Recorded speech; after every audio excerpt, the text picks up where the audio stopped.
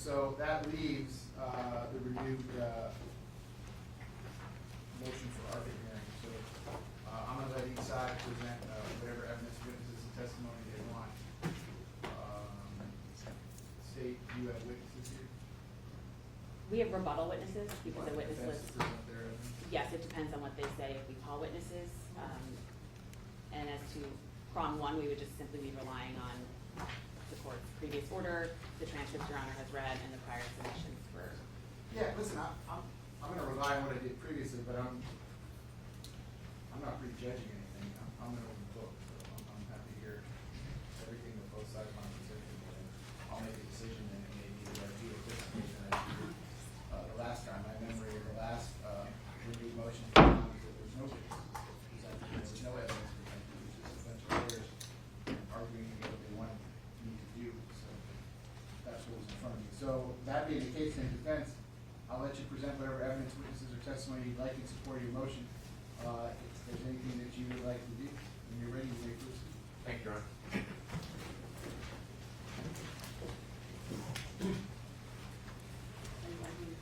So, yeah, I'm just going to be prong one. Yeah. No problem.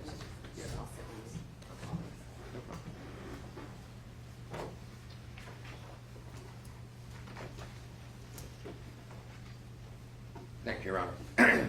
Your Honor, if I can just let you know that defense's plan for how to proceed with the court's permission. And that is, yes, on prong one, we're prepared to argue prong one. Regarding prong two, we do have 5 witnesses, and we did notify the state via email on April 20th. We gave them the names, addresses, contact information. So if it's just a legal argument relying on the previous evidence, witnesses, testimony, trial transcripts, everything that's in there as to proof, evidence, presumption, grade, if it's just your argument, pause on that. And if you want to just call your witnesses as to the second part, which is even if I was to continue to find that, you want me to exercise my discretion in order some form of pretrial release. So I'm happy to listen to this. Sure. So you want us to do all the argument at the end? Sounds good. Thank you very much.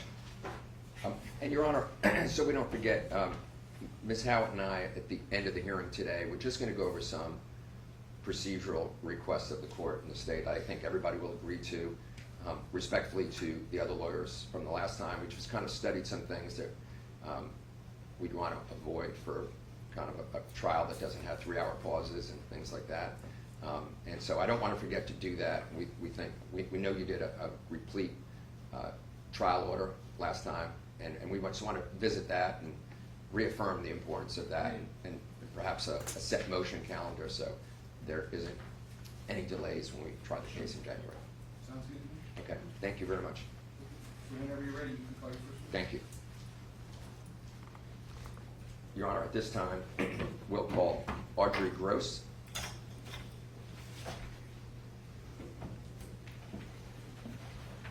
She outside. She's here. I still have court deputy too. So, ma'am, come on up, and you're leave your first there, and I'm gonna have you step right up here to the witness stand.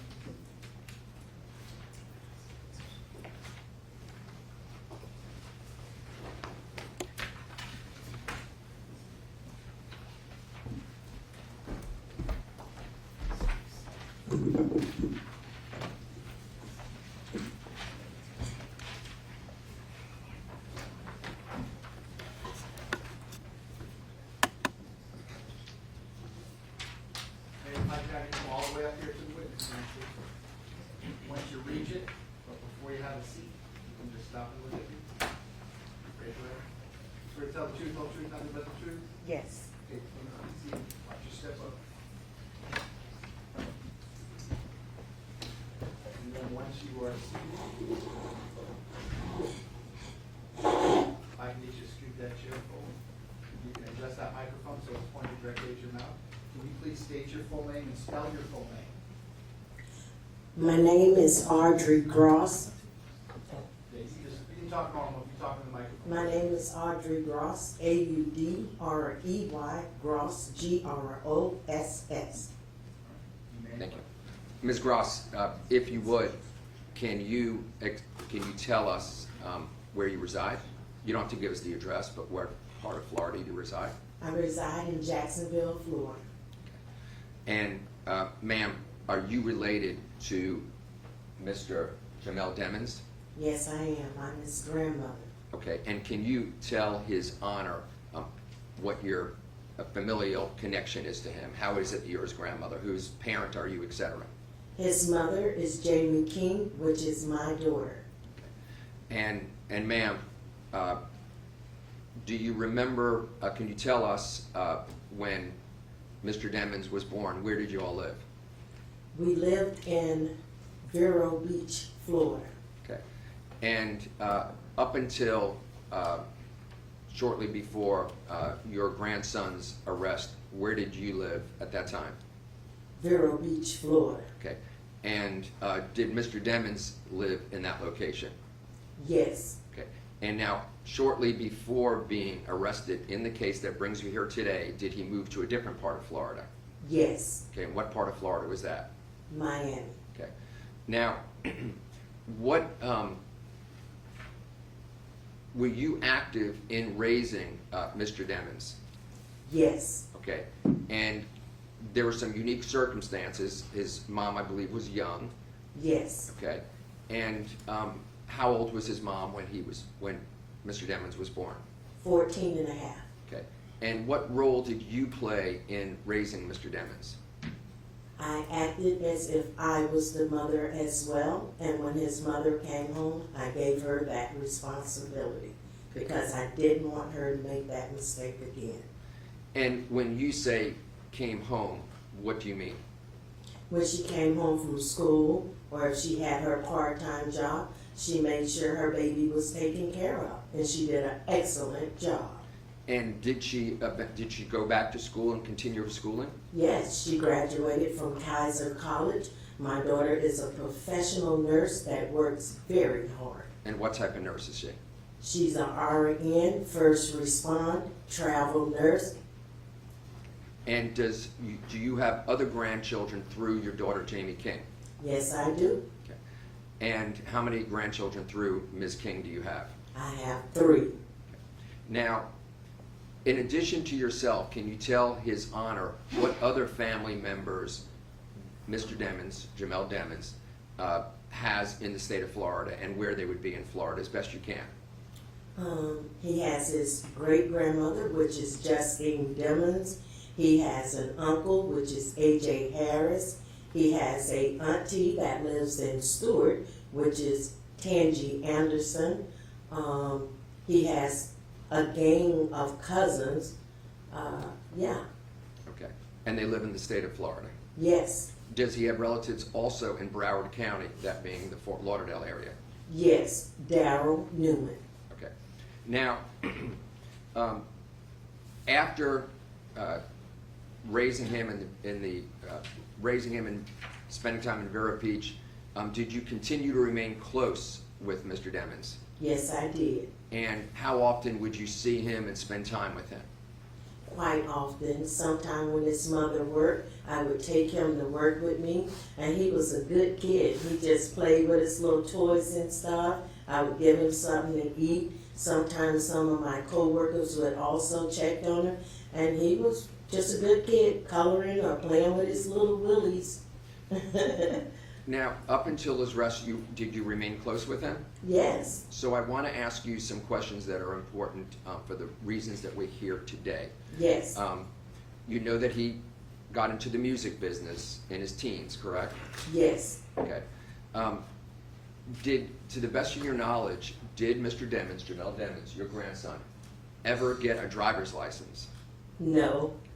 Did your grandson ever get a passport to leave the United States?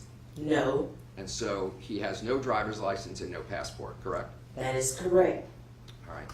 Now, when you remember that he, in 2019, was arrested, do you remember that? Yes. Okay. And you know that he has been in custody now for 7 years. Yes. Okay. I want to talk about the contact that you've had with him since 2019. Okay? Is that fair? Can we do that? Yes. Okay. Before his arrest, would it be fair to say that you spent a lot of time with him? Yes, I did. Okay, and as far as you know, all the other family members spent a lot of time with him? Not every last one of them, But but which a few ones, of them. which ones did he spend the most time with? He spent the most time with me, his grandmother Justine, his mom, his brother, and his sister. And what about his great-grandmother? Yes, Justine. Oh, okay. Now, after he was arrested in 2019, did you, as best you could, were you able to, at first, keep in contact with him? Yes. What were the methods by which you kept in contact with him? I would write him. Okay. Did you have any physical meetings with him while he was in custody? I only got a chance to visit him a few times, and then everything just came to a complete stop. No communication at all. Okay. And when you said a complete stop, you were prohibited from person-to-person meetings with him? Yes, we couldn't come visit him. He wasn't receiving any mail. No telephone contact? No Okay. phone contact. I recently wrote my grandson, here's the card, return to sender. And you sent that to him at the jail? Yes, And to the best of your knowledge, other family members, did they try sending him letters as well? yes. And did their letters get sent back similarly to yours? I can't answer that because I don't know for sure. Okay, thank you. Now, has it been difficult for you at least to not have physical, telephone, or even written correspondence contact Yes. with your grandson? Yes, it broke my heart not being able to communicate, not knowing where his mental mind is, just to hear his voice. Yes, it was very difficult. Now, I neglected to ask you, you're full-time employed? Yes, I am. And what type of work do you do, ma'am? I am a deli clerk at Publix. Okay, how long have you been with them? 11 years. Okay, good for you. Now, we're asking His Honor to release Mr. Demons, your grandson, under whatever conditions the court deems best between now and the time of his trial. If His Honor grants that request, do you feel confident that you at least will be there to physically support, emotionally support, psychologically support your grandson? Yes, Okay.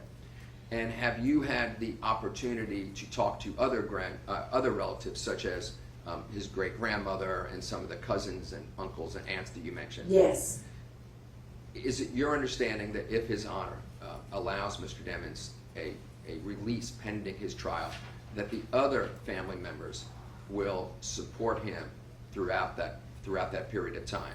yes, Okay.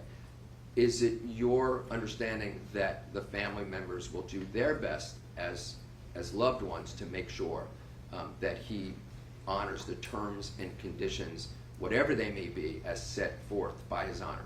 yes. Just 1 second. 1 second, Your Honor. Yes, sir.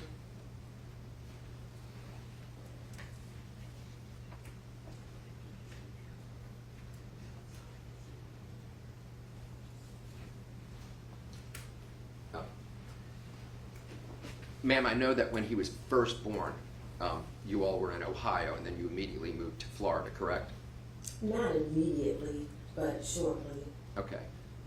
After a couple of years? Yes. Okay. And based on the fact that I've had time to speak to you before, other than that, to your knowledge, Mr. Demons has never lived anywhere outside the state of Florida, correct? Never. Okay. And his living would have been Vero Beach area and also right before his arrest, the Broward County area, correct? Yes, But again, other than when he was a little baby, never lived anywhere outside the state of Florida. yes. That's all, Your Honor. Any cross-examination? No questions from the state, Your Honor. Maggie, you may sit down. Thank you. While she's doing that, defense, when you're ready, you may call your name. Yes, Your Honor. 1 second. I got you.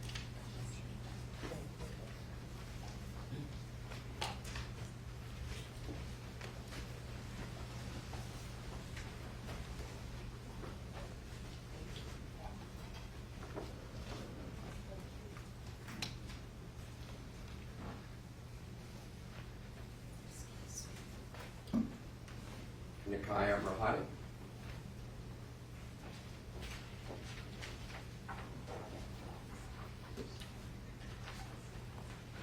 If I could have you come all the way up here to the witness stand.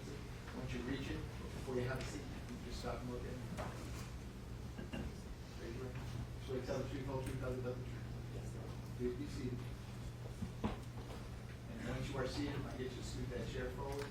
You can adjust that microphone so it's pointed directly at your mouth. Can you please state your full name and spell your full name? My full name is Nikia Marotti Pathan. First name is Nikaya.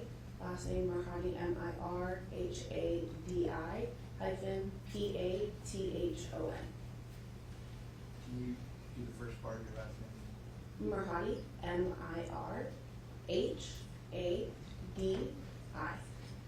And then hyphen Pathon.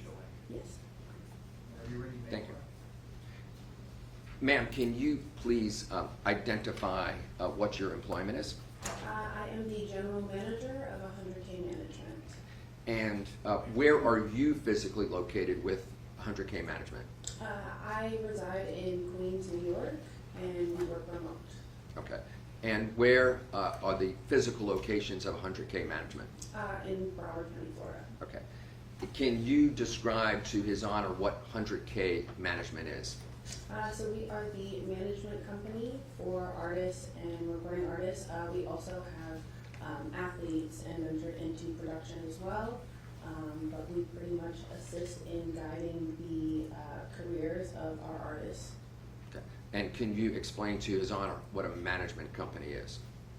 So management, we pretty much just help, like I said, manage the career of artists. We help with branding, attending deals for our artists, making sure that delivery of product is always on time to their respective labels, and we also assist in some personal life matters as well, but mostly with their careers. And now, when did you first start with 100K Management? So I first started in 2020 as an intern. And then I officially became the general manager in January of last year, 2025. Okay. Now, to be clear with His Honor, you've never met Mr. Demons, correct? No, sir. Okay. At the request of the defense, did you, however, as general manager, review the employment records of Mr. Demons? Yes, I have reviewed all records. Okay. And as general manager, even though you've never met him and he's been incarcerated for more than 7 years, he continues to be a client of 100K Management, correct? Yes, And so you've actually been managing his work, Yes. having never met him. yes. Okay. If you'd be so kind as to explain what it means to be managing someone who's actually incarcerated. It's a little bit difficult. We obviously don't have a lot of contact or any contact really, so a lot of the decisions are based on what is best for our client and, just making sure that we make the best decisions and make sure that things are handed in on time to, help assist in furthering his career with what we have. Okay. Now, from reviewing his records, when did he first become a client of 100K Management? 2017, and then he signed with management, yes. Okay. And from reviewing his records, were you able to determine, so you can explain to the court, was he somebody that fulfilled his obligations? In other words, if he was required to write music, perform music, record music, was he meeting those expectations, or was he a lazy employee? If you could just explain to His Honor what you've been able to determine from reviewing his work records. Yes, I was able to determine that everything was handed in on time, everything was, regularly processed, no issues. If there was a request asked of Mr. Demons, it was always fulfilled in a timely manner. And from my records, I have no issues. Now, for the court's understanding, you're a management company. Did he and does he have a label? Yes, he does. And who would that be? 300 Entertainment. Okay. And is that a division of a major corporation? Yes. And who is that? Who is 300 a division of? Atlantic Music Group. Okay, would it be fair to say that's a huge corporation? Yes. And is Mr. Demons still under that label? Yes. Okay.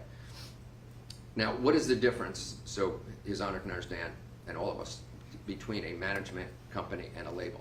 What does the label do? So label is really more on the distribution of the music, and sometimes funding of the music, but management is a lot more hands-on. We help with, sometimes the creation, whether that's setting up studio, we work on clearances, we work on, obtaining features for artists, things like that. And then, as I said earlier, also just helping with the branding of the products and the branding of the artists as well. Okay.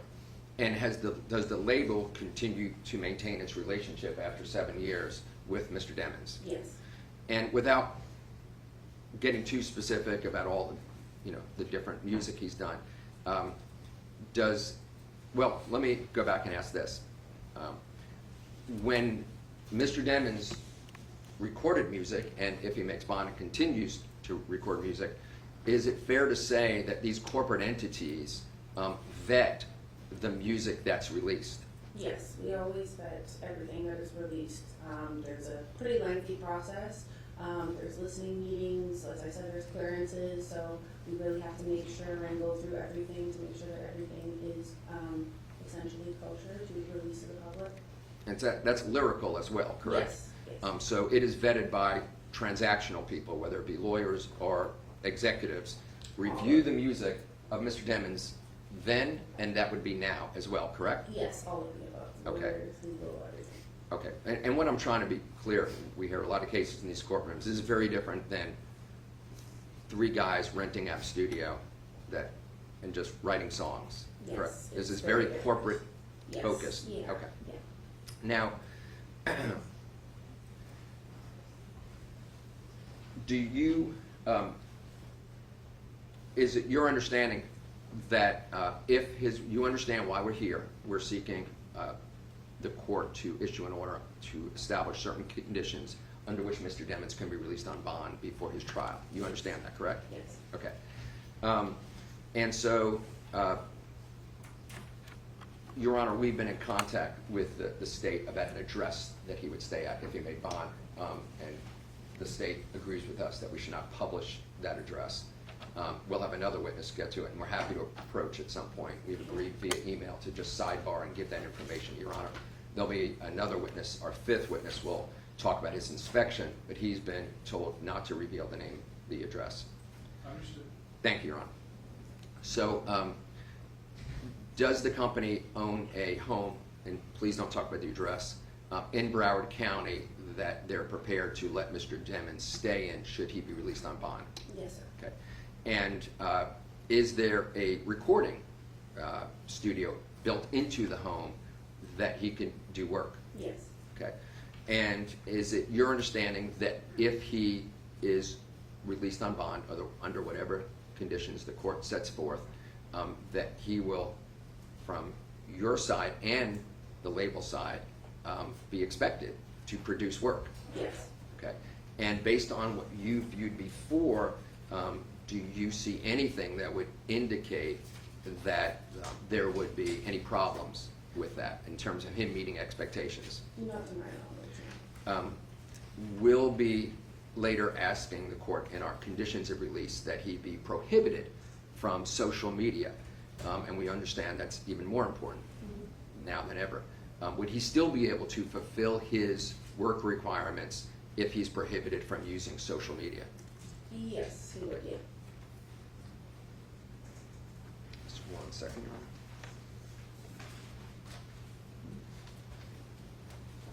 That's all, Your Honor. State cross-examination, No questions from the state, Your Honor. and you may sit down. Thank you very much. How you doing? Next, when you're ready, you may call your next speaker.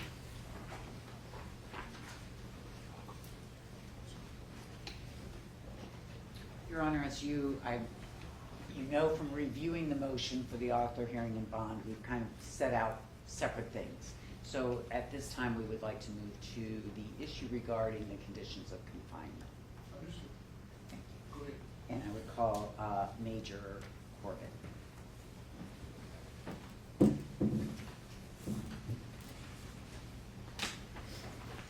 Sir, if I could have you step all the way up to the witness stand when you reach it, before you have a seat. Raise your right hand. Swear to tell the truth, whole truth, nothing but the truth. Yes, Your Honor. Please be seated. So once you're seated, if I could just scoot that chair forward, you can adjust that microphone so it's pointing directly at your mouth. Can you please state your full name and spell your full name? Yes, Your Honor. Kevin Corbett. It's Kevin, CORB as in Bravo, ETT, Tango Tango. Thank you. And Major, where do you work? Broward County Sheriff's Office, Department of Detention. And what is your position within the Department of Detention? I'm a major over Bureau of Investigations and Projects. And in that position, does that make you familiar with the facilities Yes. and the conditions of confinement for various individuals? Yes.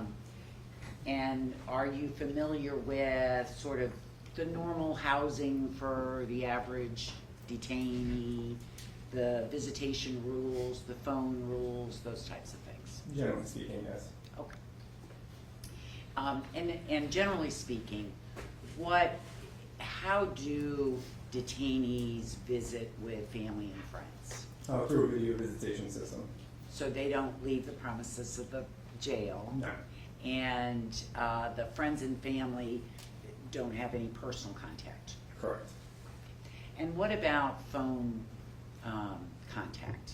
Yes. How does a detainee normally have contact with friends and family? There's phones in the inmate housing units that they're able to utilize if there's a financial aspect to it, with family putting money on their accounts, but if there's money there to even make a phone call, they can make a phone call through phones. Okay. And in many of the dorms, do they have sort of open access to the phones to use at any time?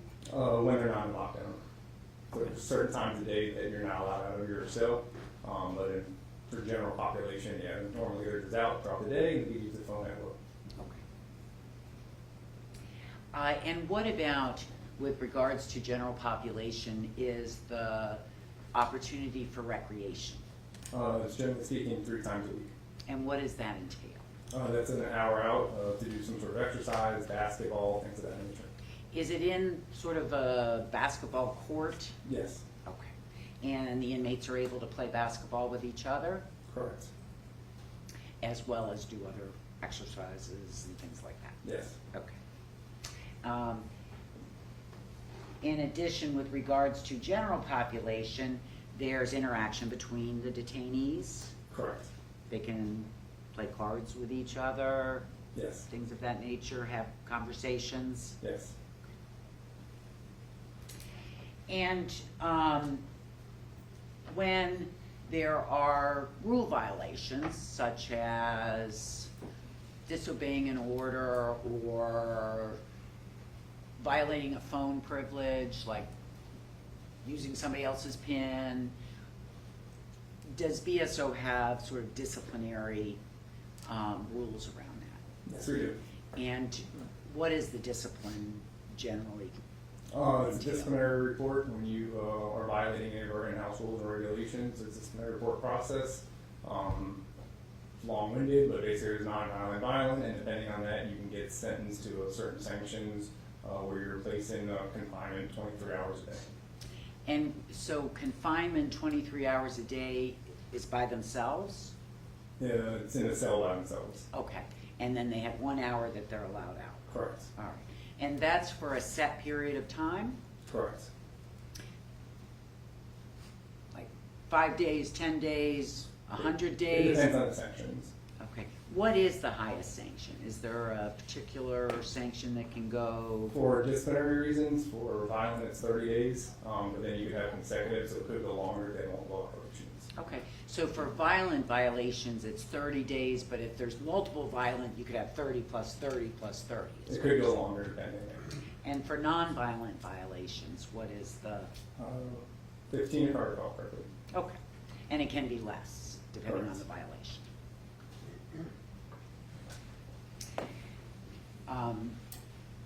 Okay, and those are done after a hearing, Correct. This scenario here. where the detainee can testify, can give a statement, Yes, and other witnesses can give statements. correct. And then there's a finding by the disciplinary committee. Correct. And generally, how do detainees receive correspondence from family and friends? Either through the mail or the video visitation you're speaking about. And through the mail, are they allowed to get like birthday cards and things like that? It's postcard driven.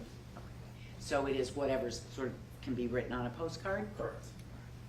And those postcards obviously are reviewed through the sheriff's office prior to delivery. Correct, yes. And what about a detainee mailing out? Same thing, postcard. They can only mail postcards out as well? Yeah, send postcards out, receive postcards in, unlimited.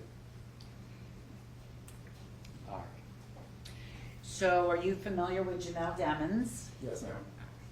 And Mr. Demons has been in the custody of Broward Sheriff's Office for over 7 years. Yes. And where is Mr. Demons currently housed? He's in our Paul Ryan facility. And just for the court, I'm sure knows, but for the record, how many facilities, detention facilities, does the Broward Sheriff's Office have? We have 4. And do they house pre-trial detainees, all of them? Yes.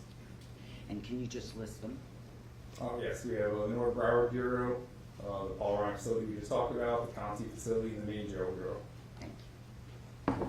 So as to the Paul Ryan facility, the current housing for Mr. Demons, I want to talk with you about that.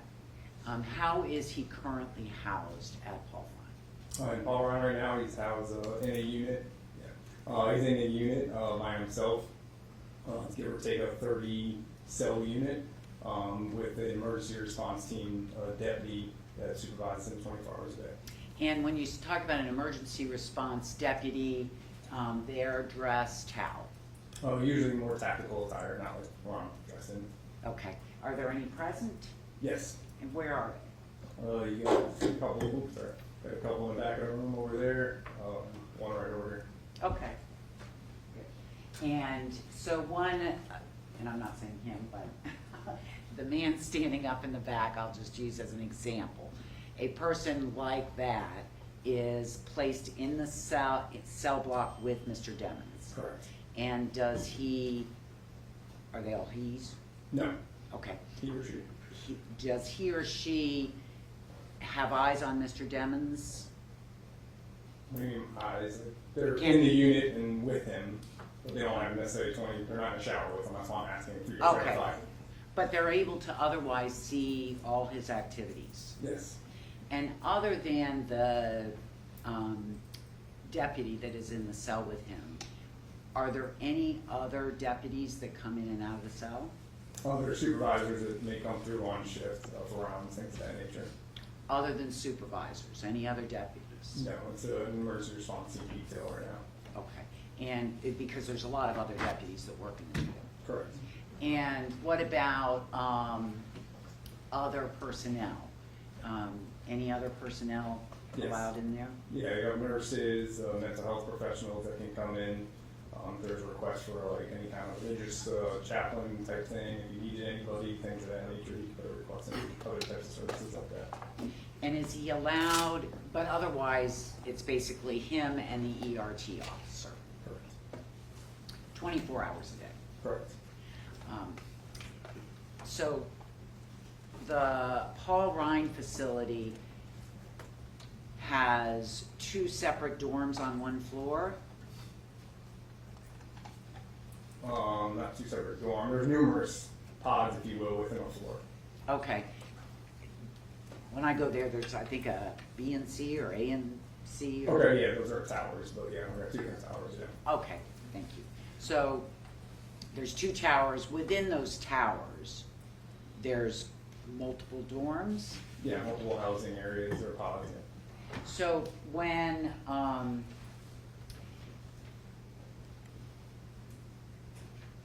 I know when I come visit, there's no movement allowed in either tower while I'm there.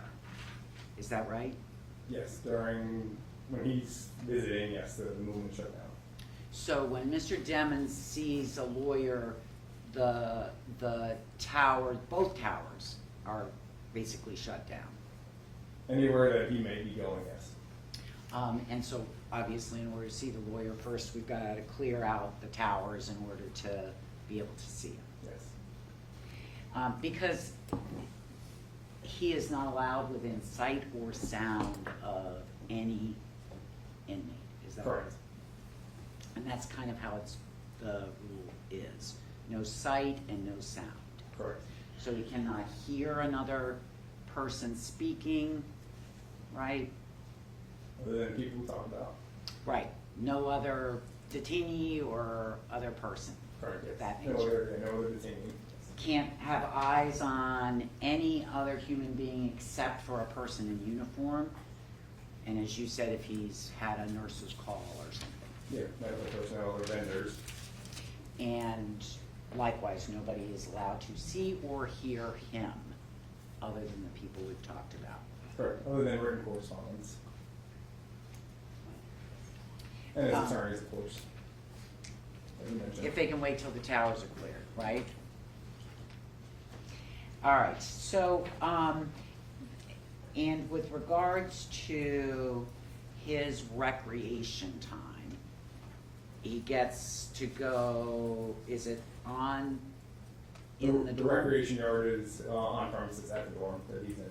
Okay, so he's not taken out of the dorm for that? No, And again, it's basically a basketball court, correct, so he's able to play basketball with himself yes, and nobody else. correct, So he is not allowed recreation with any other inmate or any other person. correct. And I assume the RT officer doesn't play basketball No, with ma'am. him. And prior to the move to Paul Rhine, he was at the main jail? Correct. And was it essentially the same conditions in terms for a number of years, segregation? He was in a housing unit by himself, but it was a little different because there's adjacent housing units. So we had a little more contact in terms of seeing other inmates through the glass window, if you will, to other areas and being able to talk to them. There's ways they can manipulate the system and talk to each other, unfortunately, so yes. And But you- it was a little bit different, but he did have a unit to himself. Okay, and as you say, people come up with ways to communicate with each other, Yes. right? That is something that detention facilities deal with all over, right? Yes. They come up with ways, when they're in segregation, to send messages to each other, right? Or anywhere, general population, it doesn't matter. They'll try to find ways to manipulate the rules. All right. Find ways to communicate with other people, right? I call it manipulating rules, it's an inmate handbook not to do it, so. Okay, okay. And when you discover that, you may write a disciplinary report, Correct, yeah, there may be sanctions. and there may be a period of time where they're not allowed to have certain privileges, Yes, like visitation, yes, phone privileges, yes, coming out for recreation. correct, yeah. Okay. So, with regards to Mr. Demons, we've talked about sort of the physical setup of how he is housed. Is he allowed to call anyone? No, And how long has that been since he's allowed to have phone contact with anybody on the outside world other than lawyers? I would hate to guess, it's been a while, I have no idea how long. If the records reflect maybe 2021, I'll agree to that, yeah, I have no idea. I know it's been a while. and how about his ability to visit with family, his mom, his grandma, his great-grandma? Is he able to do any video visitation with friends or family? No, just attorneys.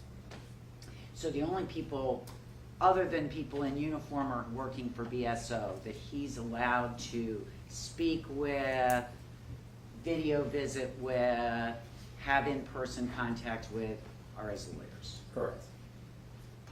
And with regards to the lack of phone privileges, visitation with anybody else, and being in segregation, again, probably around the end of 2021. Sound about accurate? Like I said, it's been a while, so I mean, whatever the record reflects. Okay. Now,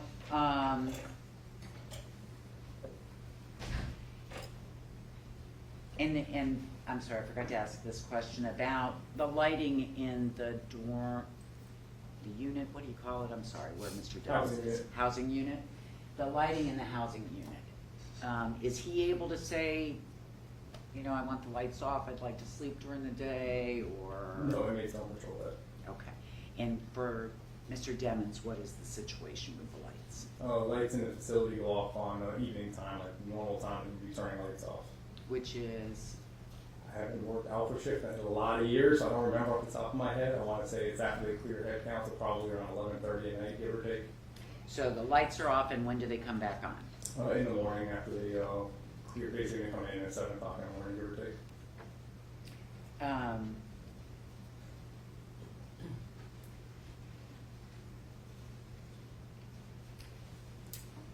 So, when he's brought to court, is Mr. Demons able to see or hear anybody who's not in uniform? No. So he's brought by himself, Correct. he's kept in the back by himself, Correct. he is not allowed within any, to be able to hear anybody else speak, right? Correct. That's the rule. Or speak to anyone else. Yes. And is he serving a disciplinary sentence? No. So,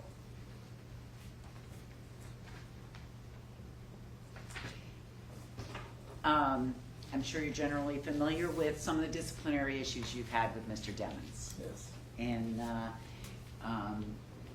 you've had a number of issues with regards to his phone privileges, Yes. him using other people's pins to make phone calls, Correct.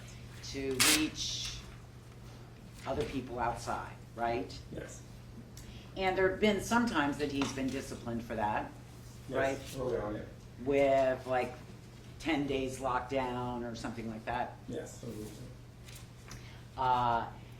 And he has been disciplined for being, I'm gonna say, too talkative, too sociable. When he's been ordered back to his cell, he might stay out and talk with other detainees longer than he's supposed to, things of that nature. I mean, I don't know about that specific scenario, but anytime there's a rule violation, there might have been discipline. Didn't you at one time prepare some sort of an outline? Yeah, a couple of years ago, it's been a while. Okay. And there may be some disciplinary reports regarding staying out of the cell, continuing a conversation with another detainee when he's ordered back in the cell. If it's in the record, I don't remember exactly. Okay, all right, wouldn't surprise you. There's certainly some disciplinary issues with regards to disrespect. Yes. All I right. remember there was some of those in there. Yep. And I bet you have some other detainees who are disrespectful at times to Yes. officers. And Mr. Demons has been in custody 7 years, more than 7 years with BSO. Yes.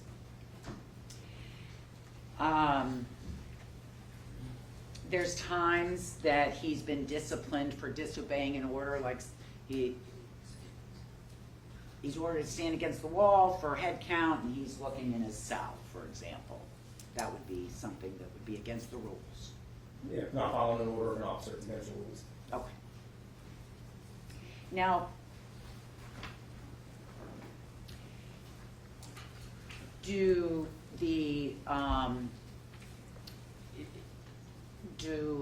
detention officials routinely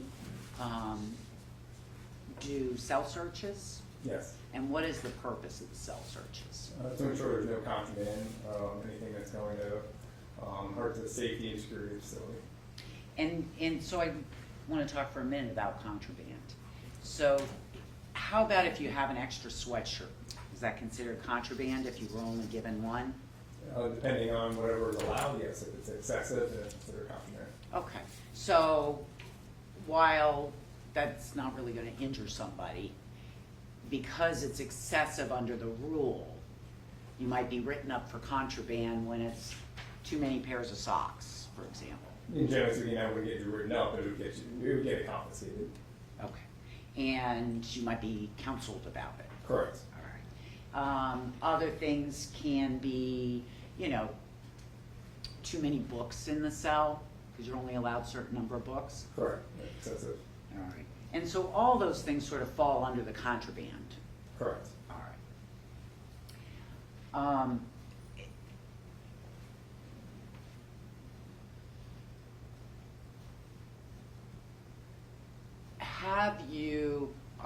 Are you aware of times that BSO detention has found in cells doing these cell searches things like shanks, Yes. homemade knife type things, Yes. weapons, Those type of weapons, yes. and of course those are contraband Yes. and confiscated. Correct. There have probably been times when you've done cell searches and found drugs in inmate cells. Yes. And so in 7 years, is there a set time as to how many times a cell is searched? It's a minimum of once per shift. Once per shift, so every day. Every day. Okay. So, my math is terrible. 7 years at 365 days a year are all the time, so that'd be 2,100 something. Your math is no better than mine. No. Every day for more than 7 years, Mr. Demons' cell has been searched. Yes. Okay.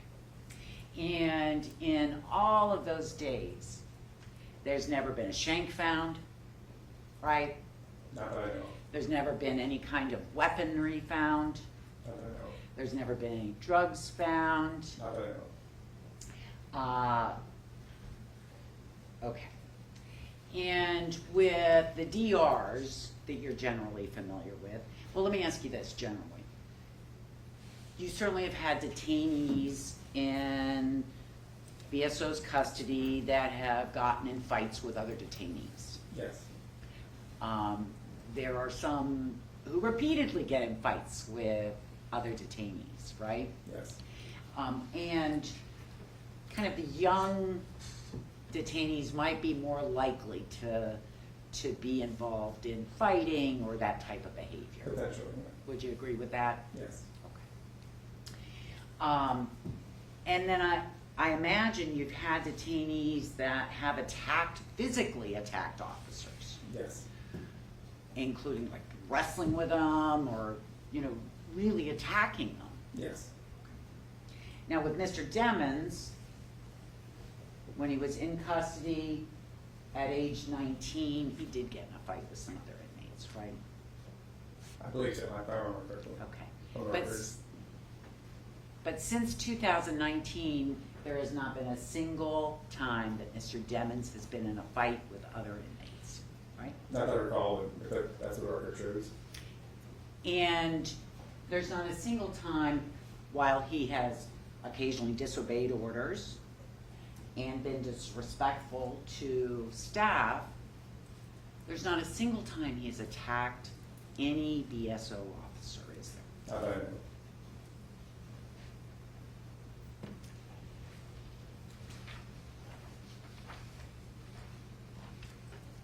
Now, some of the rules that Mr. Demons has broken were facilitated by other deputies in the jail, right? Correct. And that includes the passing of notes to other inmates when he wasn't allowed to. Yes. Might include things with regards to phone access. Correct. And speaking of communications with other inmates, that's considered contraband as well if you have a note from another inmate in your cell. Correct. kites? Kites, yes, Okay. that's the slang term for it, yes. All right, and they're found routinely in these cell searches around all of your facilities, right? Inmates pass kites, it's not abnormal. Now, there's been deputies involved, as I say, with Mr. Demons and some of the violations, right? Correct.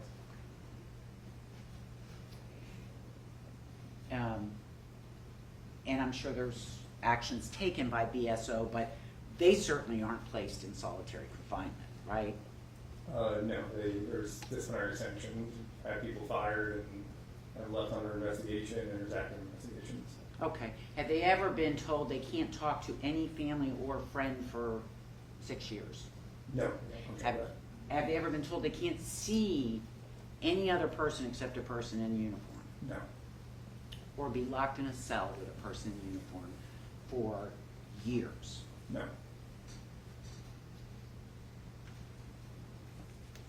I think that's all I have. Thank you for coming. Yes, ma'am. State cross-examination? So, Your Honor, he is one of my witnesses, so I would be questioning him and introducing evidence. I don't know if Your Honor. And then break? And before I begin my cross-examination, I did want to drop off yesterday a USB with some of the documents I'm going to be introducing for this hearing, Your Honor, but defense objected, so I did not drop it off. So these are the items I'll be showing today. Good morning, Good Major. morning. How are you? Good, yourself? I'm well, thank you. So, in keeping with the discussion of Mr. Demons and his violations, let's call them, within the jail during his 7-year tenure there, I want to go over some specifics with you, okay? Okay. Currently, he is housed in what's called an open door cell, correct? Correct, open dorm. Open dorm. So he has the entire dorm to himself. Correct. He is not locked in a tiny cell 24 hours a day with no one to talk to, correct? Correct. He has the ability to walk around, right? Yes. He has the ability to watch TV Yes. all day if he'd like. Yes. Outside of the normal lockdown time, too. Sure, that any inmate would be subject to. Correct. He has the ability to change the channel on demand, correct? Yeah, he just has a little bit that video, yeah. Sure. Unlike other inmates who have to share a TV with other inmates in their pod, correct? Correct. Okay, and that TV is placed on one channel, and it's unlikely that they get to decide which channel they want because there's so many people there. Yeah, it's generally just the majority rules in that scenario. Okay. He has no shower restrictions, correct? Correct. He gets to play basketball, as you testified to, correct? Correct. He can work out on that basketball court how he sees fit, correct? Correct. He is allowed to have chaplain services if he's requested it. Yes. Has he requested it? Not that I know of.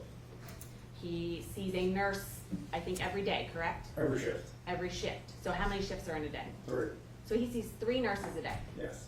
He also sees a psychologist or a doctor once a week. Yes, mental health professional 25 once a week. And he is allowed in-person visits with his attorneys that are non-barrier, correct? Correct. He's also allowed in-person visits with his investigator on the case, correct? Correct. And those are non-barrier as well. Yes. He's also allowed video calls with his attorneys, correct? Yes. He also has unlimited access to seeing a nurse or psychologist or psychiatrist, correct, if needed. If needed, yeah, just as that. He's also allowed to send unlimited amounts of postcards and letters to family and friends, correct? Send and receive. And receive. I was going to get to receive in a minute. But he's allowed to send out as many letters as he sees fit, correct? Yes. Postcard, Okay. yeah. And within the jail, there is a process of how those are sent, correct? Yeah, there's rules surrounding it. And are copies made sometimes of jail mail that is sent out by defendants, or inmates, I should say. What do you mean copies? Are copies kept by law enforcement, by BSO, or made if they violate potentially protocol? Yeah, I mean, if there's a specific reason to, yes. And do you know that there were letters sent out by the defendant that were kept by BSO? That were retained, you mean copied, yes. Yes. And have you seen some of those in the past? Yes. Showing defense counsel the 3 that I sent you yesterday.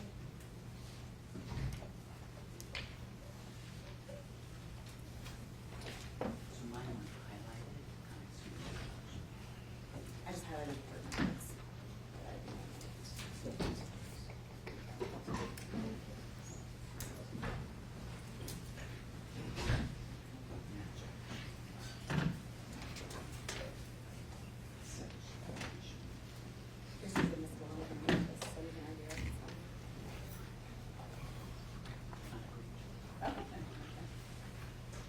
I have first witness, Your Honor? Sure.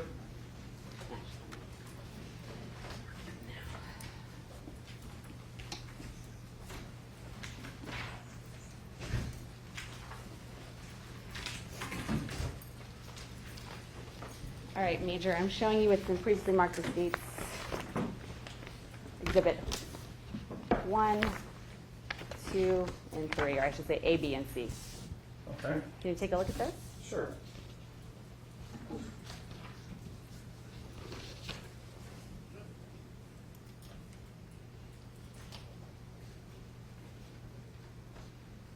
You want to read the entire thing, or? Take a look at them, Okay, just review them.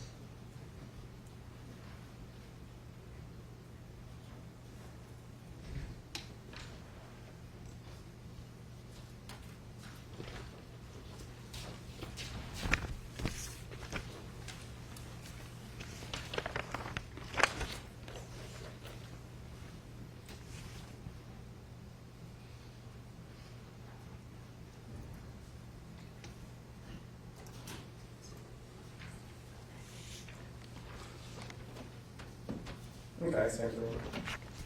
Now, Major, do you recognize these? Yes, Okay, and are these the types of postcards that you're talking about that inmates can send out? yes, Okay. And do you recognize these as being ones sent by the defendant? yes, And were these copied and retained by BSO? yes, And do they appear to be in the same or substantially same condition that they were when they were copied Yes. originally? Your Honor, at this time, the state would enter into evidence which would previously marked as states A, states B, and states C. Can I see them, please? Sure. And I do have an objection, or at least an opportunity to voir dire the witness. Sure.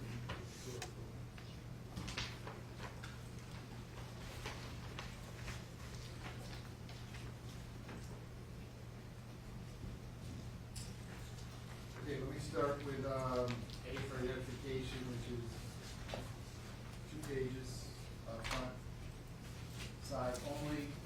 Defense, any objection, or if you want to order out the witness, you may do so, please. And I'm sorry, Judge, your A is what? It looks like an Easter card. Okay. 2 pages. Yep. And, yes, if I may ask a couple of questions? Yes. Major, there's some highlighting on that. Is that the original? Highlights, I don't believe the highlights are the original. Okay, and when were those cards written? I don't remember exactly, it's probably in the wall. I mean, obviously the ones around Easter, but I don't remember. Okay. Do you know which Easter in the last 7 years that Mr. Demons has been in custody? Probably all 7 of them he's been in custody? Yes, I know. Which Easter card with this? I don't Easter know, I time? don't remember. It was probably maybe last year, I don't remember. Okay, so you don't know when that card was written. And in terms of how you know it was Mr. Demons? Because it was flagged by my team, and copied, and, they told me about it when it happened, so I do remember that. Okay, in terms of your team, so you got it because a team flagged it from the mailroom? From the mailroom or my emergency response team, one of those, told me about it, they do. Okay, do you know where Mr. Demons was housed when this was written? Either Paul Ryan or me in jail, I don't remember. And how many times has he been at Paul Ryan? I think this is the 2nd trip there? So if there's a reference to the Paul Ryan facility, that doesn't necessarily tell us when these were written, right? No, it could be this one or the last time he was there. Judge, we would object on relevance, foundation. Well, number one, understanding it's a bond, Yes. not from the jury. So it's overruled as to relevance, and as to foundation, I guess you're saying authentication, is that what Yes. you're saying? If we were in front of a jury, which we're not, that would be a pretty low bar, and state's A for identification, says, in part, I got a whole unit to myself, so that seems to authenticate where it came from. But over your objection, which is otherwise preserved, again, it's only for purposes of this hearing. At the conclusion of the evidence, I'll let each of you argue to me whatever weight you think I should or shouldn't give any of the evidence on this. But over the defense objection, state's exhibit A for identification, which is 2 pages, is not going to be in evidence. That's state's exhibit 1. Defense as to state's exhibit B for identification, which has a card on the front that says, "I wish we could be together." Any board eye or any objection to this one? Really the same questions, if I can do that Sure. quickly. Go ahead. Highlighting was not you, right, or BSO? It was not me. I mean, I don't know if somebody else highlighted it. I don't believe so. I don't You don't know highlight it. where the highlighting came from. And again, with regards to when it was written, Same answer. all right, whether, and you mentioned he was in Paul Ryan before, and when, do you know when that was? I want to say last year, year before. And then he was at the main jail for a year or two? Back to the main jail and then back to Paul Ryan. And how Earlier long? this year. I Okay, think that was like January this year. all right. So we don't know when that was written with regards to where. Which facility you was in? I don't know. Same objections. Okay, so it's the same ruling, begin over defense objection as to relevancy and as to authentication, which is otherwise preserved, and again, it's only for purposes of the bond motion today. B for identification is not going to be in evidence, that's state's exhibit 2, as to state's exhibit C for identification.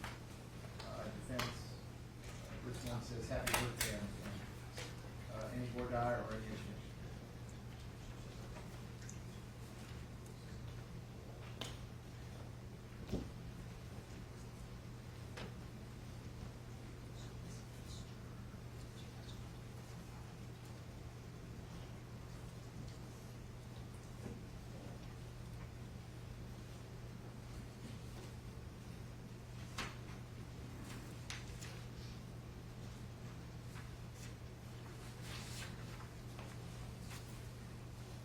Spence, any questions or any?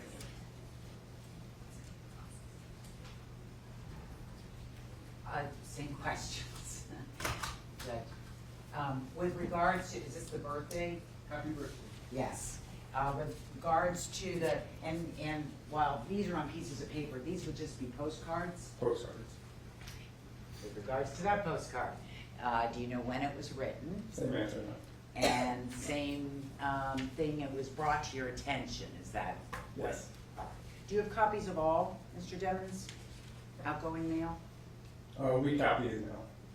So, yes, you do have copies of all. I mean, I don't know where, if you have retained all of it in terms of BSO having it right now, but at some point we copied his mail for a while. Okay, so the fact that there's 3 here, you've actually copied any correspondence he sent out? Not legal. I'm sorry? Not legal, not privileged. Right. But to any family or friends? To the rest of the mail, yes, we've been counting, I think for a while we were not, but we recently started again. Okay. And does it sound right that he was moved to Paul Ryan the first time right at around Easter of '24? Whatever the record reflects, I don't remember. Okay. Same objection. Okay, same ruling over the defense objection. C for identification is not going to be in evidence, that's state's exhibit 3. You may proceed. Thank you, Judge.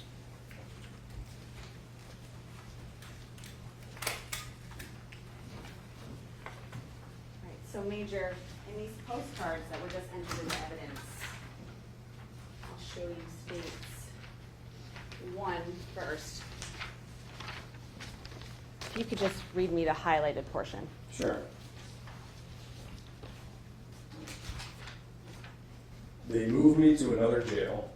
It's way better here. I get a whole unit to myself. I'm out all day and I got a rec yard, personal indoor basketball court all to myself. It's like a mansion. They treat me way better here. Food is better. I don't have a cell, it's open day, and I watch TV all day. Just something, just me and God.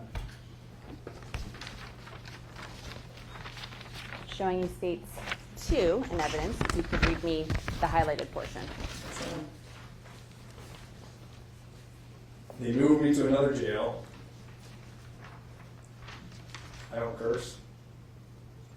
You won't be cursing, you're just reading what's in I don't. evidence. So, S-H-I-T, can I spell it? Sure. Thank you.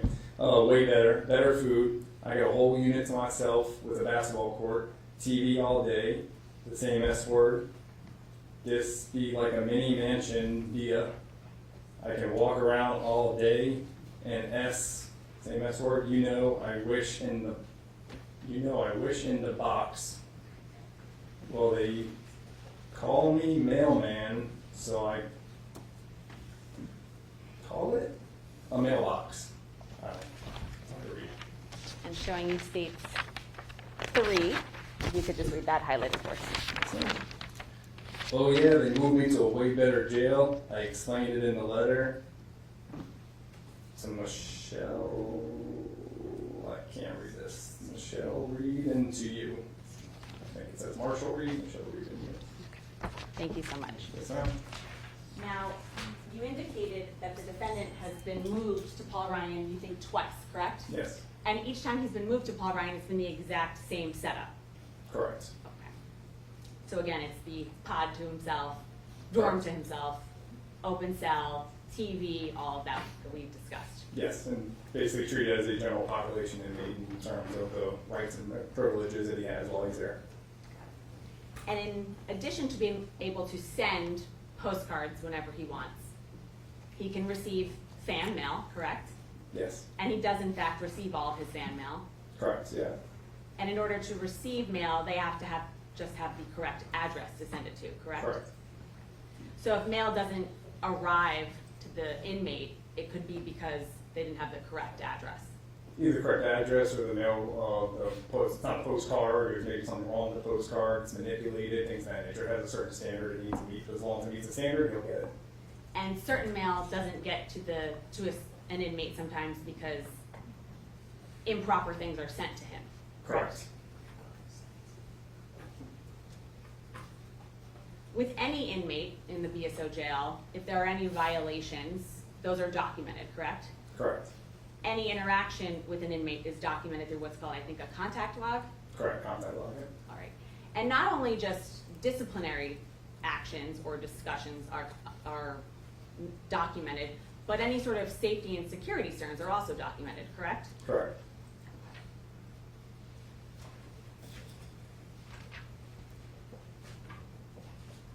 Showing defense counsel has been previously marked as states D for identification. May I approach the witness, Your Honor? You may. Major, I'm showing you what's been previously marked as states D for identification purposes. If you could just take a look at that for me, please. Okay.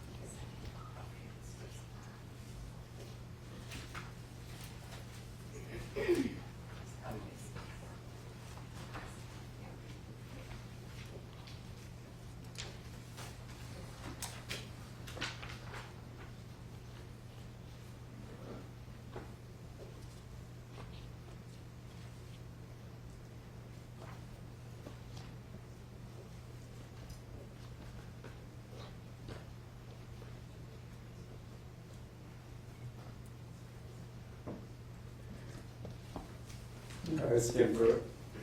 Do you recognize it? Yes, this is the contact log report I used when I wrote a memo a couple years ago. We're gonna get to the memo in a minute, but this contact log is the type of contact log that's kept for any inmate in the Broward County Sheriff's Jail. Every single day, yes. Okay, and is this the contact log for the defendant? Yes. Okay. And does it fairly and accurately represent the way that the records are kept for BSO? Correct, yes. Your Honor, at this time, the state would enter into evidence that's been previously marked as State D for identification. Defense, any objection? Well, Judge, could I pause here just on this? So this is the contact log for Mr. Demons? Yes, Mr. Demons is currently in custody, right? yes. And the date today is? April You can 30th? cheat. 2026. 2026, and that contact log goes through, I believe, November 24. of '24. So it really doesn't contain anything since then? Not recent, no. Okay, and it contains sort of any contact, so it can be all inmates were given the opportunity to take medication, things of that nature, right? Correct. So Judge, I would object on relevance, and you don't maintain this contact log, is that right?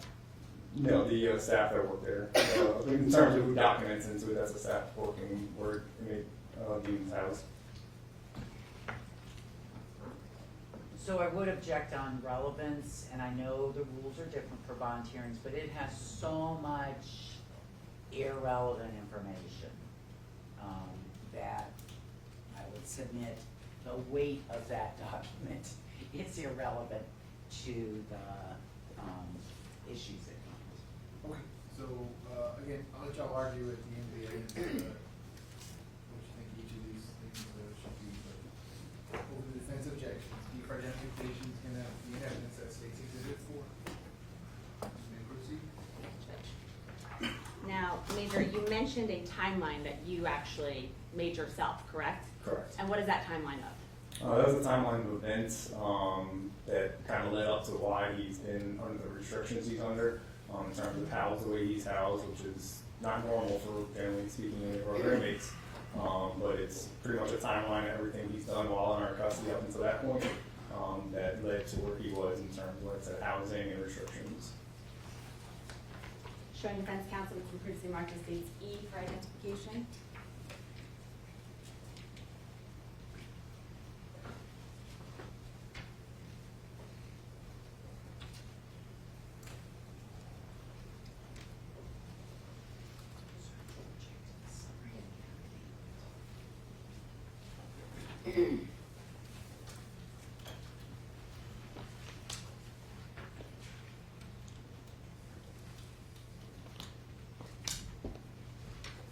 Your Honor, may I approach the witness? Sure. Major, if you could take a look, it states E for identification purposes.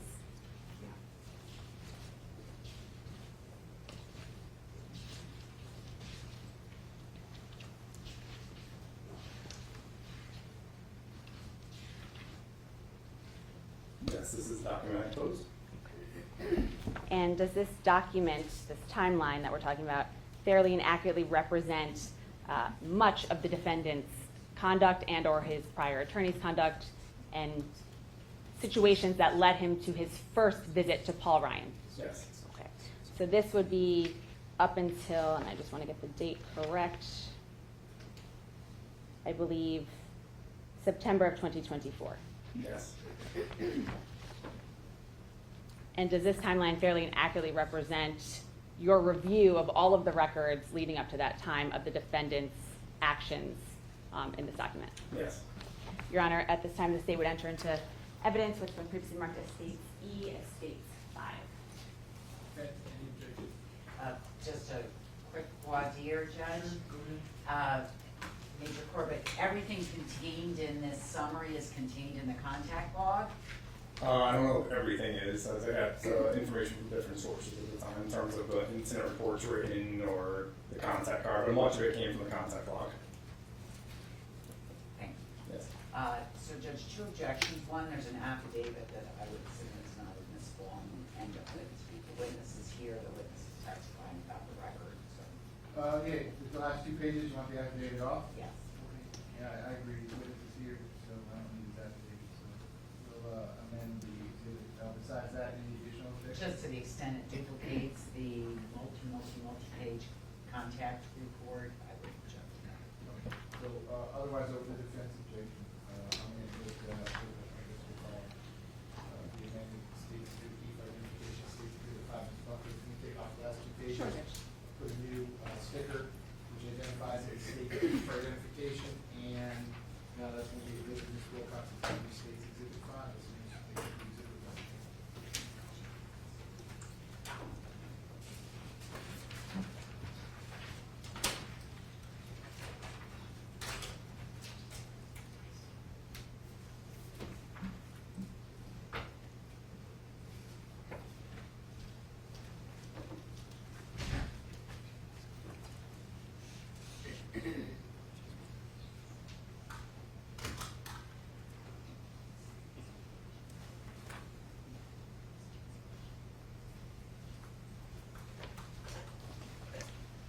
All right, Major. You have states 5 in your hand, and I want to go through some of the pertinent portions of this timeline and events that led the defendant to be housed at the Paul Ryan facility the first time. Okay. All right. So, can you tell me what occurred within the first 30 days of the defendant's incarceration?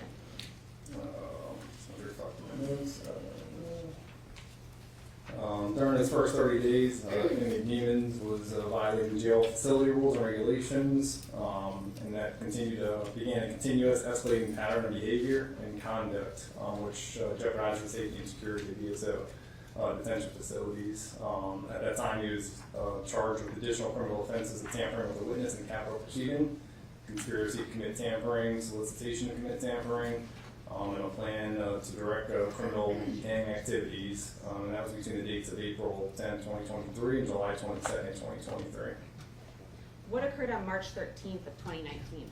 March 13th, he was issued a disciplinary report for violations for constables disrupts, unauthorized phone use, and unauthorized phone act.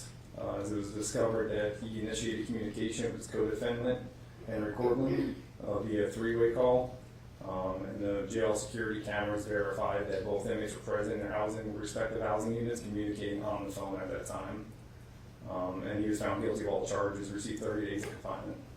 So when you say three-way communication call, those are not permitted within the jail, correct? Correct. And defendants, inmates are made aware of that, correct? Correct. Is that in the handbook they received? Yes. And that's especially not permitted when it comes to co-defendants, correct? Correct. Yeah. And so in that particular violation, he received a 30-day sentence. Correct. And lost some privileges. Yes.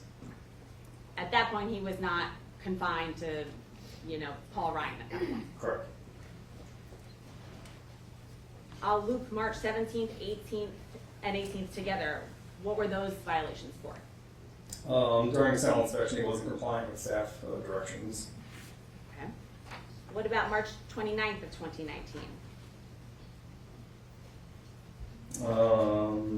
He was violating regarding his phone restrictions. His privileges were restricted to attorney calls only from March 29th to April 12th. And during that time frame, there were a total of 24 calls made from his unique PIN.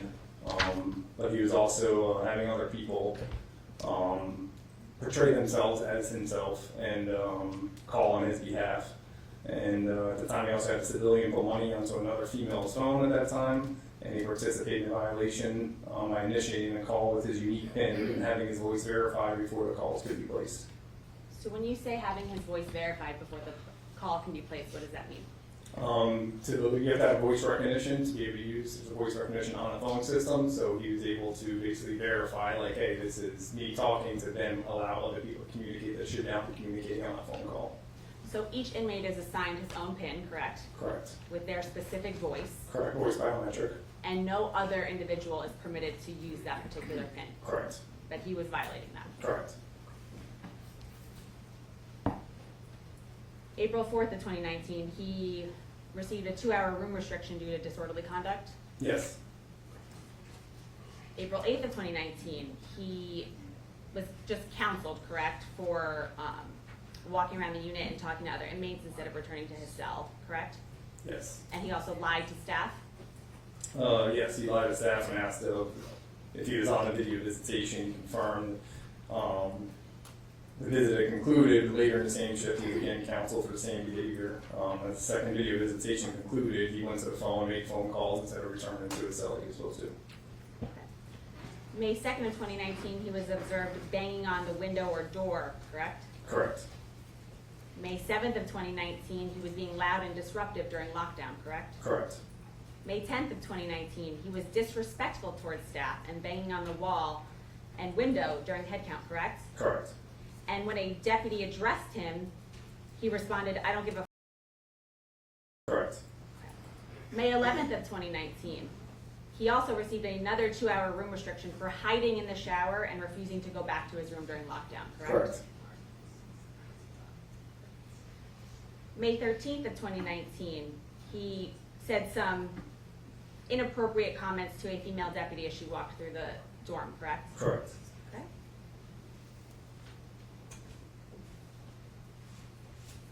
During May and June of 2019, he's counseled many times and put on 2-hour room restrictions for talking to other inmates when he's not supposed to, or being loud or disruptive and banging on doors, correct? Correct. Again, on June 24th, 2019, he was counseled for disrespect towards staff, including stating to a female deputy some other inappropriate words. Correct. June 30th, 2019, was he also placed on another 2-hour room restriction for lying to the deputy, stating that he had another video visitation during lockdown. Correct. July of 2019, again, counseled because he was kicking and banging his door, correct? Yes. Some other violations through July regarding horseplay and not returning to his room, correct? Yes, and passing those you shouldn't be passing under doors, under security doors. Okay. He also was placed on another 2-hour room restriction on July 12th, 2019 for disrespecting staff by using obscene language, again, correct? Yes. July 15th, 2019, he was placed on a 2-hour room restriction for refusing to get up for school. Yes. July 18th, 2019, he, along with other inmates, refused to go to their cells in a timely manner, correct? Correct. And was he, on July 19th, 2019, which is now on the 3rd page, did he receive a DR? Yes, for threatening another, refusing to obey an order. Okay, and when you say threatening another, who was he threatening?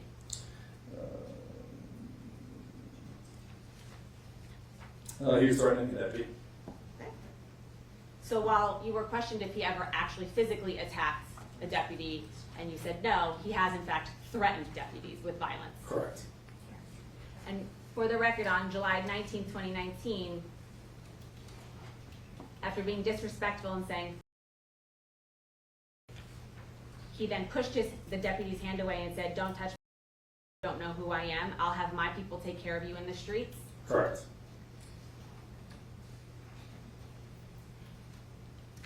And he received 20 days of disciplinary confinement during that time, correct? Correct. And also 10 days of probation? Yes. And he received a hearing that was talked about on direct examination, correct, where he can testify? Correct. And he said, "I'm a celebrity and I don't want inmates in my face," and asked if he could go to the 8th floor so he can not have inmates near him. Correct. August 9th of 2019, he had contraband. I'm sorry, I just am gonna object. Are we gonna read through each one of these? I can read these too. And No, it's allowed. You've allowed it. I'm gonna read everything that's in evidence. Go ahead. Sure, Judge. Okay. Throughout 2019, the defendant had numerous violations that eventually led him to different confinements, correct? Correct. Okay. And despite the numerous 20-day, 30-day confinements, he still would violate, correct? Yes, and there were restrictions, yes. And you mentioned how he had numerous violations for passing those letters, or what we call kites, correct? Correct. And how would he pass those kites? Either through other inmates or under doors, under security doors in between units. You could attach from one unit to the next, or stop it under another inmate's cell door, or have other inmates pass it for you. So at one point, the defendant was in fact put into I think I'm saying this correctly, a dorm where each individual is only let out for 1 hour a day within the main jail, correct? Correct, yeah, segregation, yeah. Segregation, but there are still other inmates around him in those other cells. Correct, yes. And it's common that these inmates will talk to each other despite being in segregation through the walls. Correct. It's also common that when an inmate's out for their 1 hour a day, they're going up to the other inmates' windows of their doors to talk to them, correct? They should not be, but sometimes that happens, yes. And Mr. Demons has been seen on video actually doing such as that, correct? Yes. Okay, and you mentioned that you saw on video the defendant passing some of what we call kites under his door and or the wall doors of the jail, correct? Correct. And some of these kites have in fact been collected. Correct. Showing defense counsel with some previously marked as states, I think I'm on 6, or states F, sorry, to defense counsel.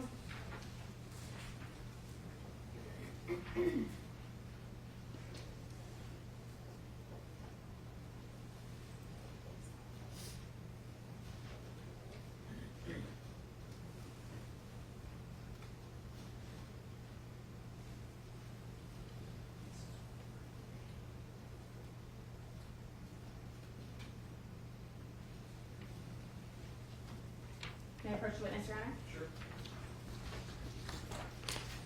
Major, I'm now showing you what's been previously marked as states F for identification, if you could take a look at it.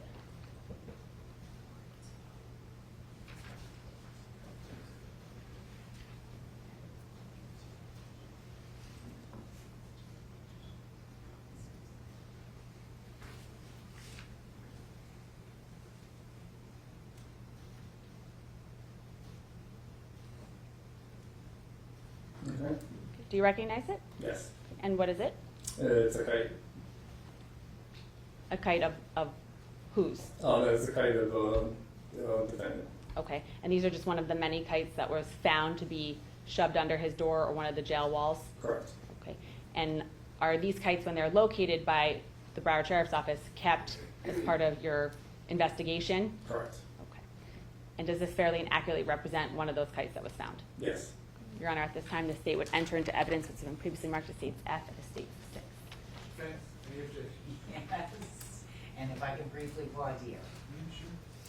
Do you know when that was written? Don't know the exact date. Do you know where it was found? By my staff, I don't remember exactly where.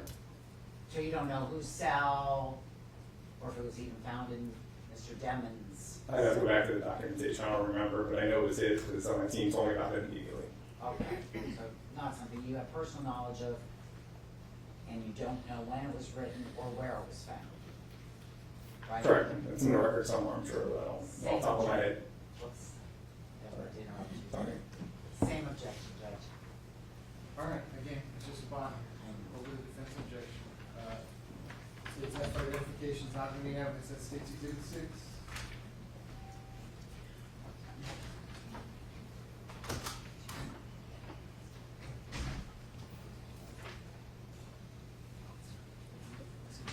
Now, Major, the defendant not only just violated rules and procedure of BSO, but he also presented as a security risk, correct? Correct. Okay, and there were numerous reasons why he was presenting as a security risk, correct? Yes.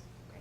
And in this particular kite, states 6, that he sent under his door or one of the walls, the portion I want to talk about is, I should get a burner number from my lawyer today. When I do, fam, don't ever call that bit without your PIN, exclamation point, exclamation point, exclamation point. So when you see burner number, does that indicate to BSO that there is a potential security risk there? Absolutely. Okay. And are inmates allowed to have cell phones? No. Okay. Have inmates been caught with cell phones before? Yes. Is that a security risk? Absolutely. Why is it a security risk? They can facilitate either criminal behavior outside of the facility when they have unrestricted phone access like that that's not monitored, or they can coordinate some sort of attack, some sort of potential escape plan, things of that nature without us being able to get triggered to it because they're not using the phone system like they should be. And during the defendant's tenure that we've talked about with the jail here, there have actually been some deputies, technicians, and nurses who have been terminated for their assistance with the defendant in doing things he's not supposed to do, correct? Correct. Can you tell the judge some of those incidents? There's one incident where a deputy and going off memory best I can, a deputy and a tech, that were providing the defendant some material, printed material they should not be providing him.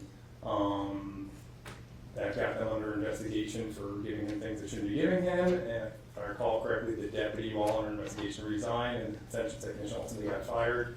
Another instance was a nurse when he was in Paul Ryan the first time. A nurse ended up getting a note or passing a note to him, trying to get him to call her, so she was trying to start some sort of relationship, I don't know what exactly. That got her fired. And then more recently, we've had a active investigation where a staff member is under investigation for providing him with potential access to telecommunication devices. We're going to get to that in a minute. So, still sticking with the first time he was brought to Paul Ryan, right? He eventually was brought back to the main jail and put in one of those dorms we talked about where he's in a cell with other people around him, correct?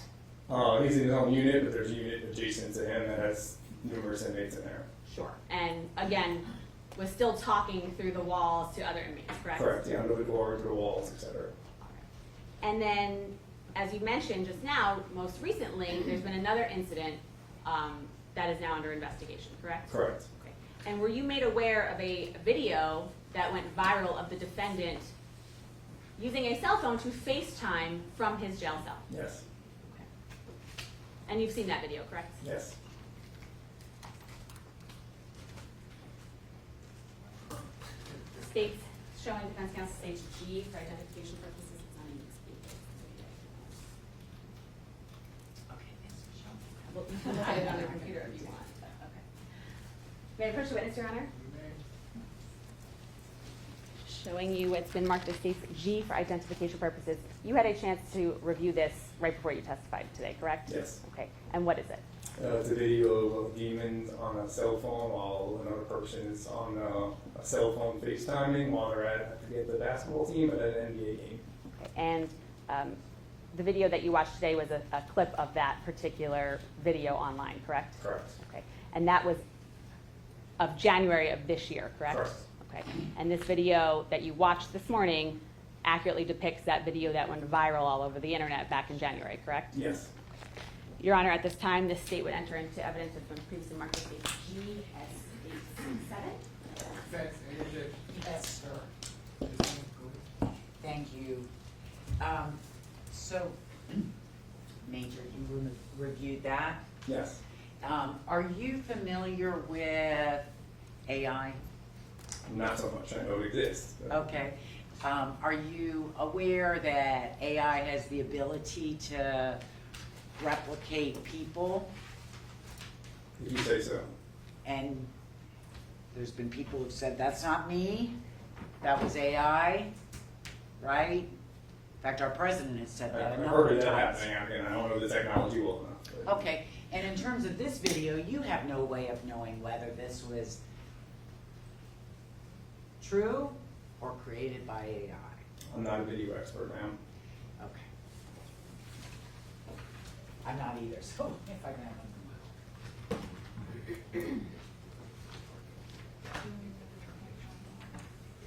And in terms of VSO, any effort to employ a third-party engineering firm to make that determination as to whether it's real or whether it's AI?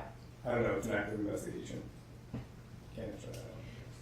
So Judge, I would object to this in terms of it being accurate. I mean, it would, again, be different from in front of the jury, but it's just a minor. So argue at the end, and then how much weight it should or shouldn't put in, go with the defense objection, otherwise preserve chief identification not going to be in evidence, that's state's exhibit 7. Judge, I'm not going to publish it. Your Honor has it to review. Now, Major, you've watched this video, and you testified earlier that he's only allowed video visitation with certain individuals, correct? Correct, as attorneys. And the woman that's on this video FaceTiming with the defendant in January of 2026 is not one of those individuals, correct? Correct. Okay. Now, you mentioned an active investigation, but there are portions that are out there, correct? Yes. And isn't it true that the deputy assigned to Mr. Demons during that time was in fact arrested for bringing the defendant a cell phone? Correct. Objection on relevance? Well, I and know. that's overruled. There's some testimony presented about his behavior in the jail. I'm not sure how much that issue matters to me, but it was brought up on direct, so go ahead. Over the defense objection. Go ahead, sir, you can answer that question. Yes. Okay. And once it was figured out that this deputy brought the defendant a cell phone, and when you saw the video online, was a cell search done of the defendant's cell? Yes. And were numerous cell phone chargers found within his cell? Yes. So is it because of the defendant's behavior, thousands of violations that are within those documents that have been presented and are in evidence, that he has now been brought back to the Paul Ryan facility because of his own actions? Correct, and put back under ERT watch as well as a result of that. Okay.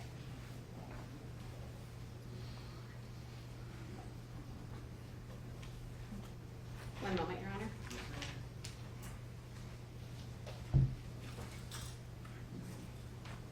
No further questions, Your Honor. Based on that, any redirect? Just a little bit. Go ahead. And sir, this is not a hearing about whether BSO is doing right or wrong, right? It just is regarding Mr. Demons' day-to-day living conditions. Correct. Correct? You talked initially in great detail about Mr. Demons' first couple of months in custody. He was 19 years old, right? Yep. And I'm sure you, in your experience, have seen that often inmates have a lot of difficulty with the initial adjustment of incarceration, right? Depends on the person. But I'm sure It can you've seen happen, that. And you've seen it especially with younger inmates, right? Younger inmates tend to be more problematic. Okay. You mentioned specifically contact with Mr. Henry, his co-defendant. Yes. Are you aware that Mr. Demons and Mr. Henry are longtime friends? I don't know much about him. I'm sure what you are aware of is, with your involvement with detention, is that friends try to contact each other in custody even when they're not supposed to, right? Yeah, that's why we have rules in place. I know, but they still break the rules to do it, don't they? They will, potentially. You talked about the issue of letting other people use his PIN. It costs money for a detainee to be able to call people, right? Correct. So if they don't have money, if they're poor, they're not able to call friends and family, right? Because they don't have a PIN, they can't afford it. Correct. Well, they have a PIN, they just don't. They don't have any to make money a on phone it. call. So using somebody else's PIN who does have some money on it, that way they can make a call, right? They could, but it's violating the rules. Sure, understood. Passing kites, that was at times with assistance of BSO employees. Yes. The burner phone that you mentioned, and cell phones are a real problem for corrections staff these days, aren't they? It's a concern. It's in both local jails and the state prison system. Yes. And as you say, it can be a security risk, Absolutely. right? But it also can be a way that people can contact their family and friends for less money than what might be charged at a facility or an institution, right? I mean, I don't know how much they would be charged to get a cell phone in, so I can't answer that. But you do know they charge every time to make a call from the jail, Yes. right? And There's same with a our, fee to make phone calls, yes. same with our prison system, right? Yeah, I'm sure it is the same. I have no idea if I work at prison. So, the issue about a deputy giving Mr. Demons papers that were not allowed, they were photographs of his girlfriend, right? I couldn't remember exactly what they were, but yeah. Okay, it was That's what the photographs. records reflected. Okay, they weren't obscene photographs, right? They were just photographs that he wasn't supposed to have because you're not allowed to have photographs, right? Well, you could have photographs, but he's not supposed to get it from a deputy printed off of Correct. Understood.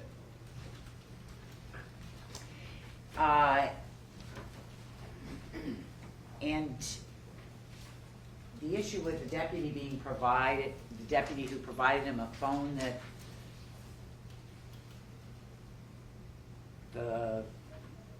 you believe had to do with the chargers in the cell.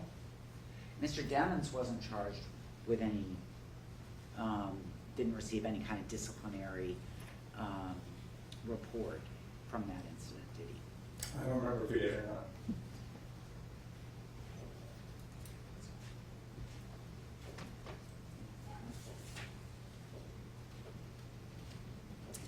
Let me just ask you this, sir. Yes. You did go through the conditions. So, he's, as you said, Mr. Demons is in a big cell, and he made reference to that in his letter, right? Yeah, a large unit. Yeah, by himself, right? Yes, with an ERT deputy. And in the letters where he says, this is so much better, it's always, in all three of those exhibits, it's always termed as way better than where he was, right? That's what it said, yes. So way better than where he was is being all by himself, sitting in a big cell now with one ERT officer and no contact with his friends, his family, anything, right? Correct. And that was way better when he got moved to Paul Fine than where he had been. That's what he said, yes. Have you ever been in a big room by yourself with nobody and not allowed to talk to anybody and not allowed to see anybody? No.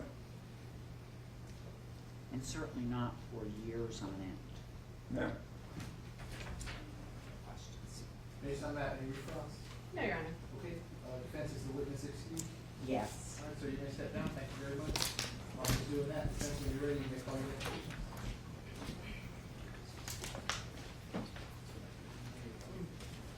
Thank you.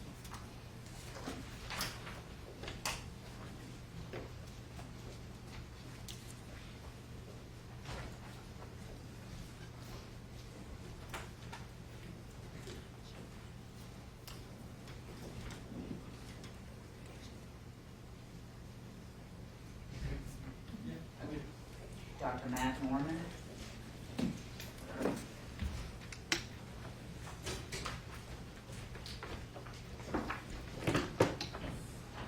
if I gotta come all the way up here to the witness stand, once you reach it, you put your feet down before you have a seat. You can stop and raise your right hand. Swear to tell the truth, whole truth, nothing but the truth. I do. Please be seated. And so once you're seated, I need you to scoot that chair forward as far as it'll go. You can adjust that microphone so it's pointed directly to your mouth. Can you please state your full name and spell your full name? Matthew Norman, M-A-T-T-H-E-W-N-O-R-M-A-N. All right. That's your name, sir? And sir, what do you do for a living? I am a general and forensic psychiatrist based in Atlanta, Georgia. Do you have any particular licenses? I do. I'm licensed to practice medicine and surgery in the state of Georgia and have had an unrestricted license since 1998 in Georgia. I also hold unrestricted licenses in Texas, Ohio, Missouri, Nevada, and the state of Florida. And I assume with that, you have a medical degree, I do. a medical school. Yes. I completed my undergraduate work majoring in psychology at University of Virginia, graduating in 1991. I then went to medical school at Mercer University School of Medicine, graduating in 1993 with my MD. Then educationally went to residency training at Emory University School of Medicine in Atlanta, studying general psychiatry, finishing that in 2001. And then did a one-year fellowship in forensic psychiatry, also at Emory University School of Medicine, and completed that June 30th, 2002. Judge, I'll stipulate to his credentials. Okay, very good. Go ahead. So and I appreciate that, but have you, I want to then be specific about your experience with criminal justice issues. Yes. Do you or have you taught in that area? I have and I do. I have a adjunct appointment at the Emory University School of Medicine with the Department of Psychiatry. So I teach the forensic psychiatry fellows. That's on a volunteer basis, Your Honor. I also have an adjunct appointment. I'm an adjunct professor at Emory University School of Law, and have taught a class called Mental Health Issues in the Criminal Justice System as the lead teacher there, which is an L2, L3 class, 2-hour class elective.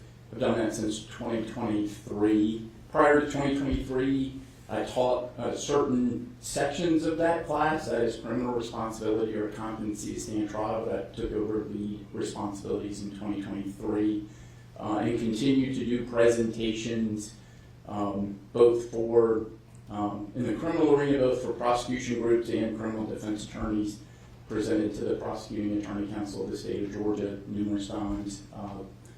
It's pronounced GACTIL, if I've got it right. Mr. Finley may correct me if I've got it incorrect, which is the Georgia Association of Criminal Defense Lawyers. Presented to them various public defender groups and some judge groups at different times at the State Bar of Georgia. And do you hold any particular certifications? I do. I have a board certification in general psychiatry from the American Board of Psychiatry and Neurology. I also have a added qualification to board certification in forensic psychiatry, also from the American Board of Psychiatry and Neurology. And I've held those since 2001 and 2002, respectively. And do you volunteer your time for sort of the betterment of the study of psychiatry in the criminal justice system?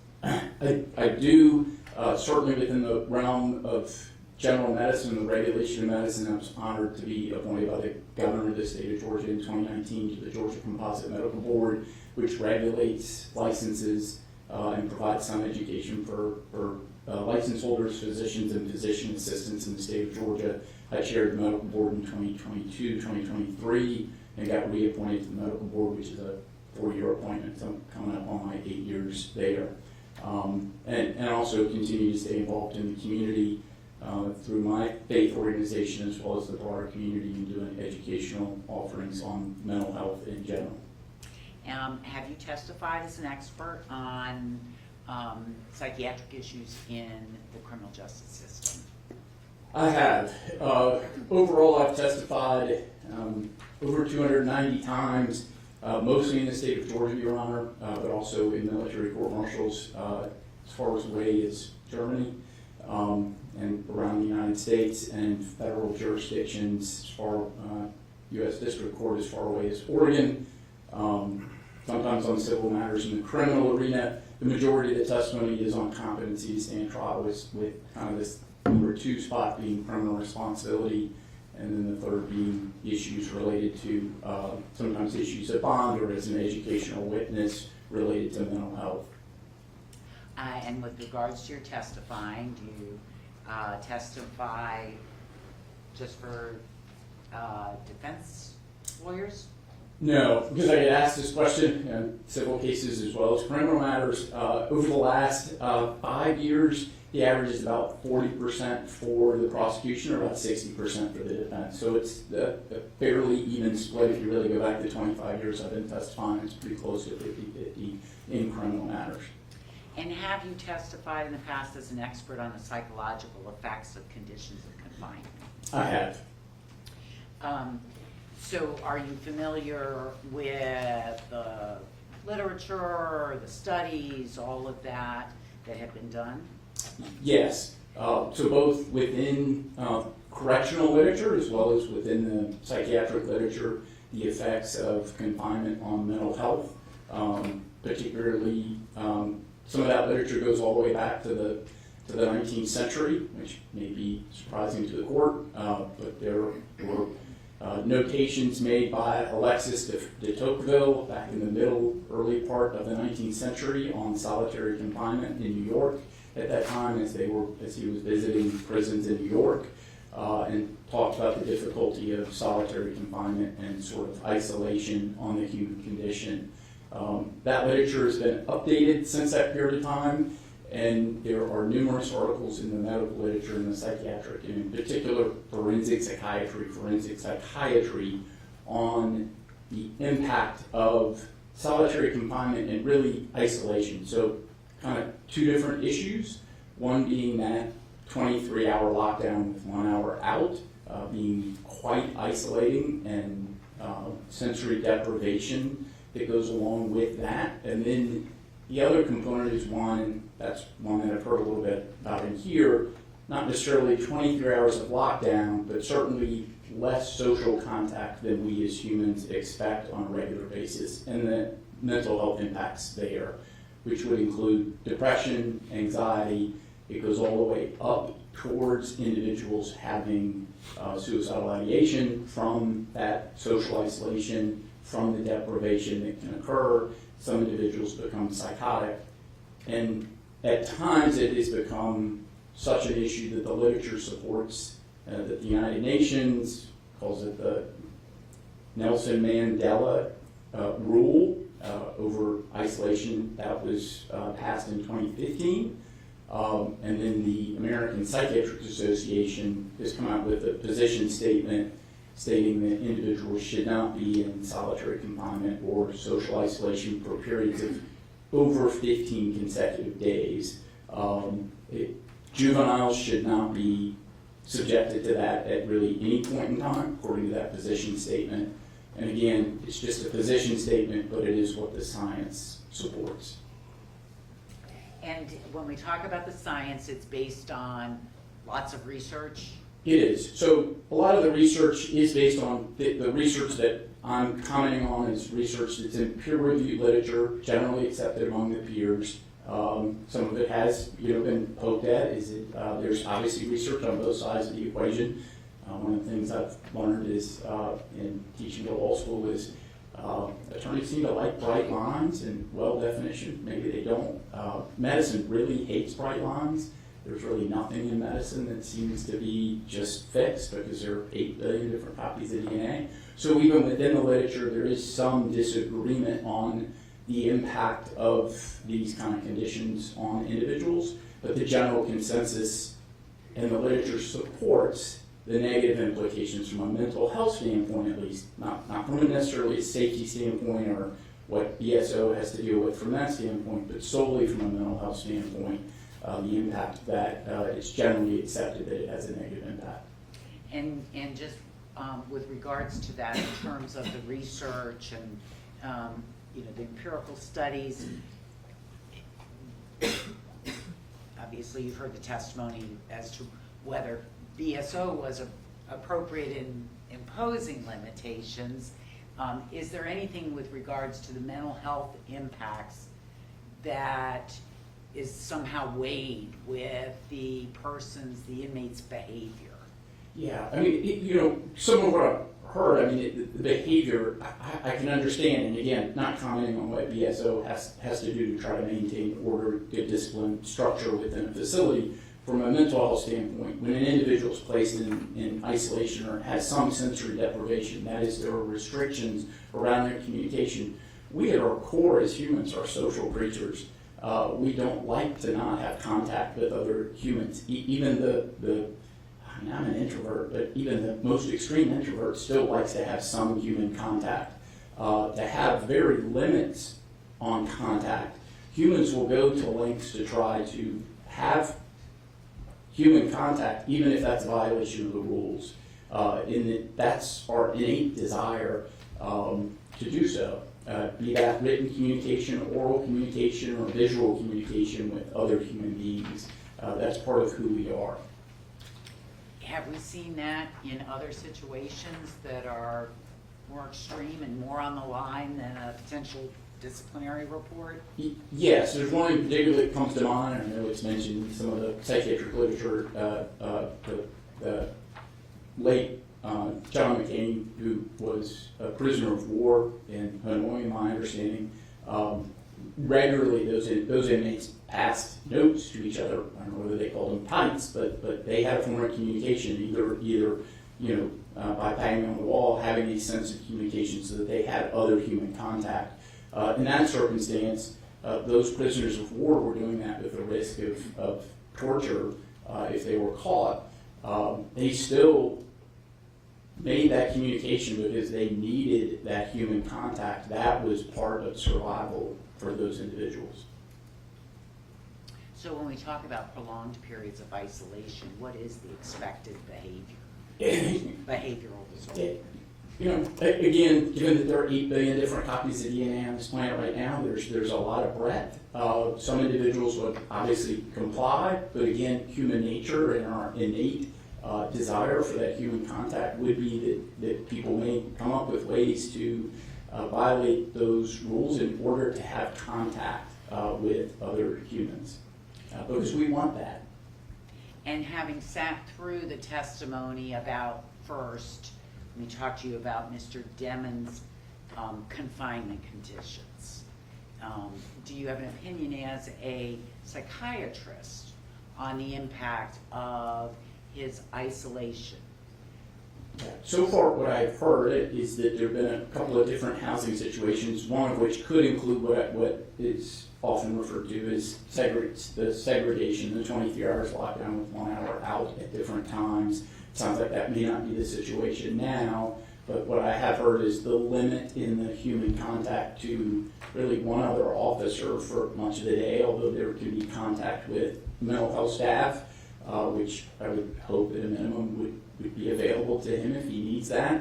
But that still is extremely limited contact and can have a negative impact on an individual with that level of restriction on their ability to feel fulfilled, have ability to concentrate, not have excessive anxiety, not have depressive mood. So the fact that, as you heard from Major Corbett, Mr. Demons can walk around a lot. He has a lot of space, and he has a TV he can listen to and change the channels when he wants to. Is that kind of sufficient to make up for this human need for socialization? In my opinion, under that scenario, it's not. I mean, again, I go back to and I'm not trying to date myself or the court in any way. I mean, it was a Tom Hanks movie that talked, where he's trapped on an island, and it was a very isolating situation where, in essence, he started. I mean, again, I haven't seen the movie in a long time. I mean, he was talking to coconuts. I mean, there were hallucinations. It was very depriving. Again, he had a whole island to himself. Lots of us may think, this is great, I've got all this space, this is all mine. And perhaps at first that's positive, but becomes a negative because of that isolation and the lack of contact with other human beings. And that is supported by the studies, the research, the peer-reviewed articles that have been published. It is. I mean, it really goes to the isolation piece.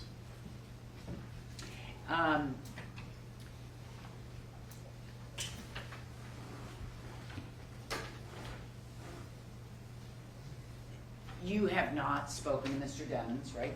I have not. Okay. So this is not an evaluation of Mr. Demons. That is correct. It is not. This is an evaluation and testimony regarding simply the conditions for another human being. Yes, I view it as the state of the science and the education as it is within psychiatry currently, hoping to help that ponder. And sir, you have testified around the country in various settings. Have you ever seen a detainee that was in such complete isolation for so long as what you've heard here today? I don't know that I've seen that length of time. I mean, again, from an occupational standpoint, I was one of 2 psychiatrists at the Atlanta City Detention Center, which at the time, for a decade, which had plus or minus about 1,000 detainees, pretrial detainees at the time. I provided the psychiatric services. There were individuals that were segregated or isolated for various reasons at different times. It was always something I as a psychiatrist, would take very seriously. I don't know that I've heard of somebody with nearly 7 years of that level of isolation. Does age make a difference on the impact of isolation on a person in custody? It can. Again, what the scientific literature, which I think I briefly mentioned to the court, was that part of the reason the American Psychiatric Association really came out with a position statement on restricting this for juveniles is the adolescent brain is not fully formed and it has a larger impact. So when we talk about adolescent brain, again, this gets back to that bright line. 18 is not the end of adolescence according to the science. Adolescence extends upwards of 24, 25, 26. And the science supports that the impact of that social isolation on a younger brain can be compounded. That is, it is potentially more damaging than those of us that are older adults like myself. And speaking about sort of the younger brain, are there some expected shortcomings for a young person in custody? Yes. In particular, there's a large body of scientific research and there's a forensic psychiatry article that summarizes a lot of that, written by Peter Ash, that talks about adolescent culpability. The idea and the concept is, and I think jurisprudence says, hey, we don't hold children to the same standard that we do adults, and the question is, again, should this be some arbitrary bright line at 17 or 18? So what the science shows is that adolescents are more impulsive because of a lack of a fully formed prefrontal cortex. You would have thought that science would have figured this out way before the car rental companies. However, they figured it out way before science did, and that they would not rent cars, probably still do not rent cars to individuals under the age of 25. There's a good reason for that. They're higher risk. Youths are higher risk. They don't have the ability to think through long-term consequences as well as those of us with hopefully having a fully formed prefrontal cortex, which controls executive functioning, planning, long-term consequences. It's why probably in lots of criminal matters the court sees more youth offenders than older adult offenders. And so when you heard about Mr. Demons having some issues when he was first in custody at age 19 with getting in a fight with other detainees, is that surprising? It is not surprising to me. Being disrespectful to staff? That is not surprising to me. I mean, my understanding is he's just now 26, just now reaching the age around which that prefrontal cortex is fully formed and may take into account long-term consequences on a much better basis at this juncture.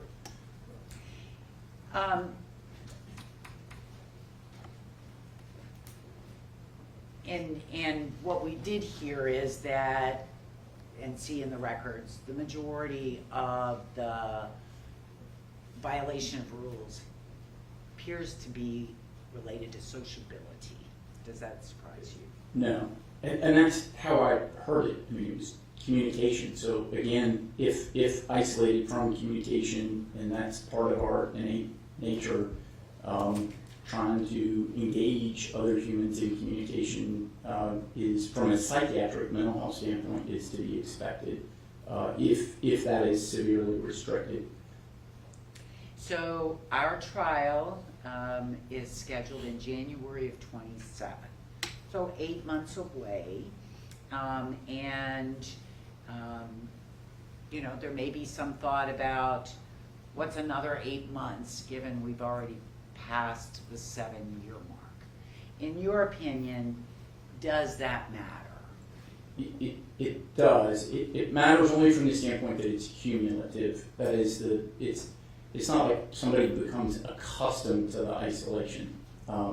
They may accept it. There may be learned helplessness, which is I don't know how much psychology the court took in undergrad, but right, it's if you put a rodent in a cage and have them press a button and they get food at first, but then they get shocked. If they continue to get shocked at some point in time, even if they don't have to press the bar to get shocked, they just cower in the corner and accept the shock, and that's A lot of B.F. Skinner's research on learned helplessness. So some individuals sort of, there's learned helplessness, it doesn't mean that the damage does not continue and it's cumulative. And when you say cumulative, so 8 months, what is sort of, what does that mean cumulative when it's preceded by, what, 6 years? Yeah, I mean, again, it goes back to, again, I hadn't heard of somebody being that isolated for that length of time. It's where the general consensus among mental health practitioners within a correctional setting that there's a national organization that looks at correctional health. They have, their guideline says no more than 15 consecutive days in isolation segregation. A prohibition of individuals with a no mental health condition being put in isolation or segregation. So even an additional 15 days could be, from a psychiatric standpoint, could be damaging. And what about the fact of an impending trial? Does the long-term isolation and the cumulative effect play into an impending trial? Again, it could. I think when I think of a pending trial and doing competency stand trial evaluations fairly frequently, trial for most, you know, again, I can still get anxious coming into court. This is not my office, right? A defendant coming into court, it's not their venue, it's not their office. They usually have anxiety just at baseline. It doesn't mean they're going to be incompetent. Most are not incompetent. Then add to it a potential long-term incarceration as an outcome, add to it a potential capital offense as an outcome. Anxiety is going to go up. When anxiety goes up, little bits of anxiety are great. If you didn't have any anxiety, I don't know that you would have passed the bar. I know I would not have passed the USMLE, the licensure examinations. Got to worry a little bit, but if you worry too much, you don't do well. And the same thing is true with individuals as defendants. A little bit of anxiety, probably good. They'll stay focused. They might stay quiet. They might just pass types or notes to their counsel. But too much anxiety, and they're not going to be able to effectively assist their counsel. And so we kind of started some of this with the idea that the conditions that you've heard described can actually impact anxiety levels. Yes, the literature is very clear on causing, not just somebody who has anxiety beforehand, but actually causative for anxiety. And so when we combine that with sort of the stress of a trial on, you can't get more serious than a capital case, right? What, in your opinion, are potential issues? I mean, again, the potential issues is the cumulative effect of that. That is that it degrades, and again, now to the point of, I haven't examined the defendant, so I'm not talking about his competency. Anybody's ability to really effectively and competently assist their counsel, the more anxiety they've got, and if you've got two things that are causing anxiety, they're going to compound each other. They're going to make it worse. So the fact of 8 months before trial, given he's already been in these types of conditions for 6 years, in your opinion, is that a serious concern? It could be from again, solely from a psychiatric standpoint, mental health, it would be optimal for an individual to be able to assist their counsel under those conditions, under different conditions than what I have heard are occurring currently. That's all I have. Thank you. Thank you.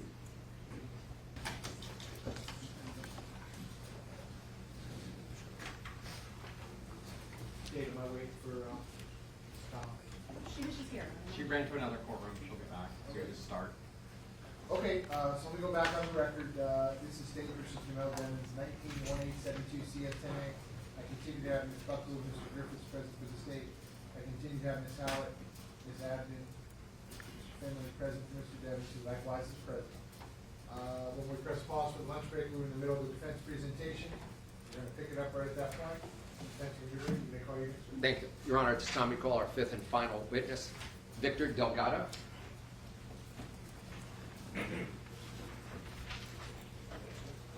Sir, if I can have you come all the way up here to the witness stand, please.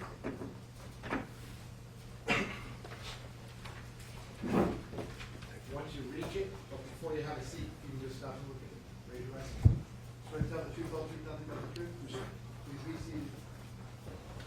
And so once you see you can scoot that chair forward. You can adjust that microphone so it's pointed directly at your mouth. Can you please state your full name and spell your full name?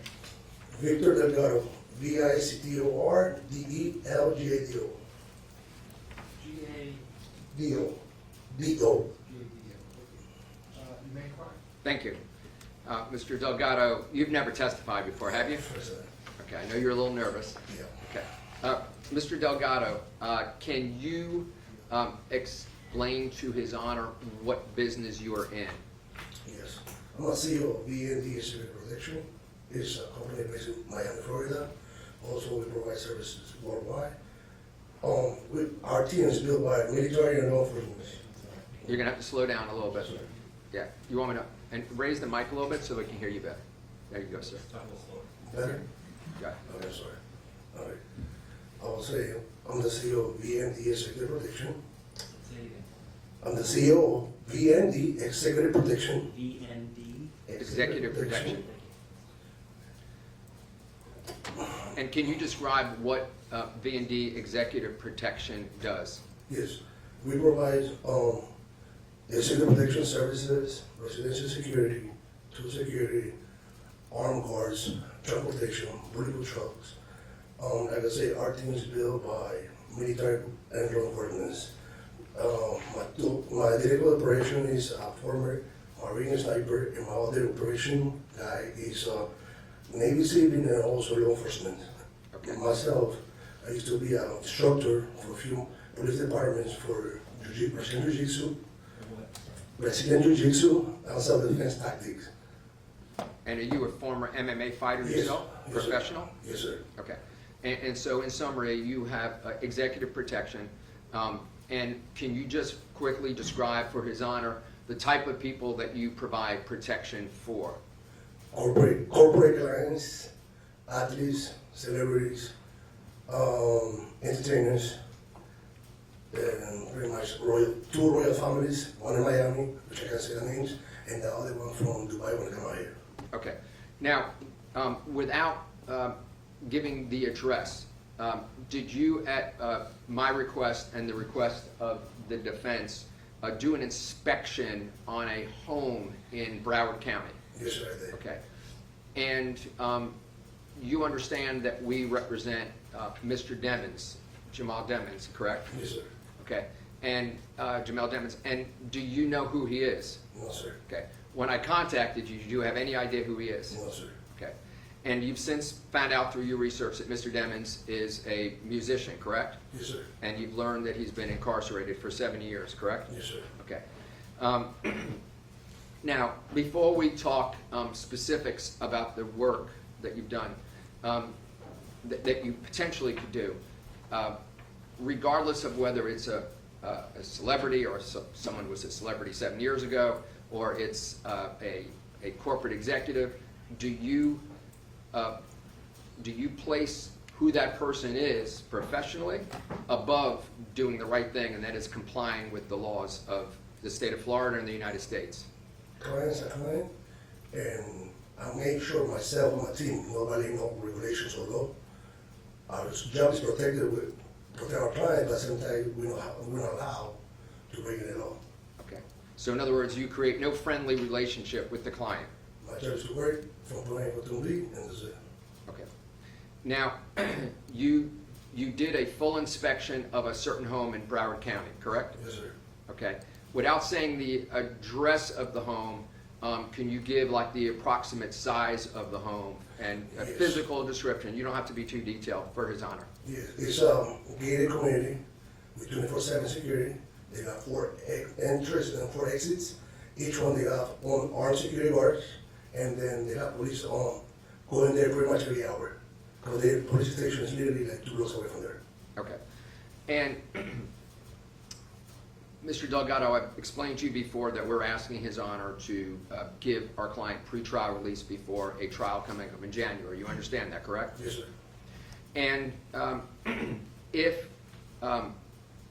Mr. Demons is released on bond and there are conditions, for example, that your company's responsibility is, let's say, for him to go to court to make sure that you protect the community 100%. and him, will you follow those instructions? Yes, sir.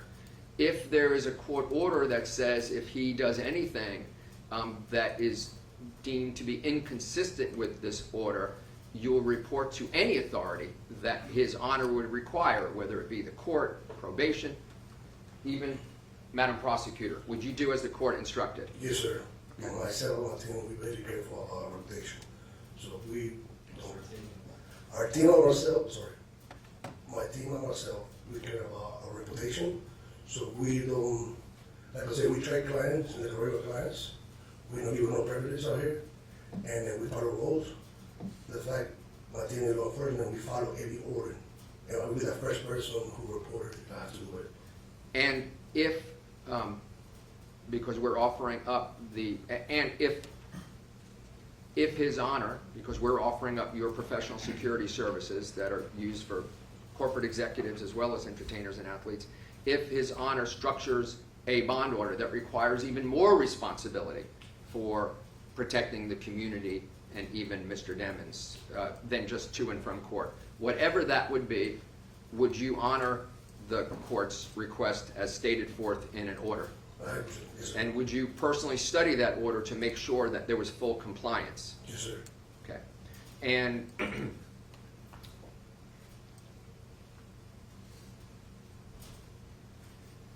if the court, for example, ordered, at least when Mr. Demons was in your presence, something like no social media, would you do everything in your power through your assistants to make sure that he complied by studying the household, studying his possessions, etc., to make sure that he complied strictly with everything that the court required? Yes, sir. Like I said, we make sure nobody ain't at all. Okay. And would you, even though that Mr. Demons and the defense would bear the cost, would your obligation, even though we'd be paying, would your obligation be to us as the payor or the court? Court. Okay. And I believe, without getting specific, very recently you told the defense that you basically broke a contract with a very famous person because they wanted you, don't be too specific, to do something that you believed was not proper. Is that correct? Yes, sir. And you, by doing so, you passed up on making a decent amount of money Yeah. because you wanted to comply with the laws of the state of Georgia and the United States, correct? Yes, sir. That's all, Your Honor. Okay, cross-examination. 1 second, Your Honor.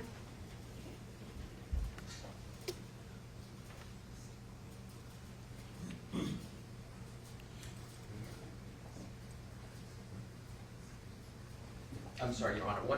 Can I just follow up real quick? I apologize. We heard through previous testimony that it's a single-family house, correct? Yes, sir. And you understand that inside that house, there are facilities that he could work. In other words, there's an actual music studio in there. Is that correct? Yes. And you corroborated that yourself, correct? I got a studio, 3 rooms, and 3 bathrooms. Okay. And I'm sorry I neglected, without getting too specific, to give away the location of the house. You also said that if you're retained, you would require the home to have certain surveillance cameras installed. Yes, sir. Because it would help you get your job done to better keep the home and the community secure, correct? Yes, sir. And you furnish those to us so that we can accomplish those goals in order for you to accept a written contract by us on behalf of Mr. Demons, correct? I provide you all the logistics and all the inspection a few days ago, so you can see everything. Okay.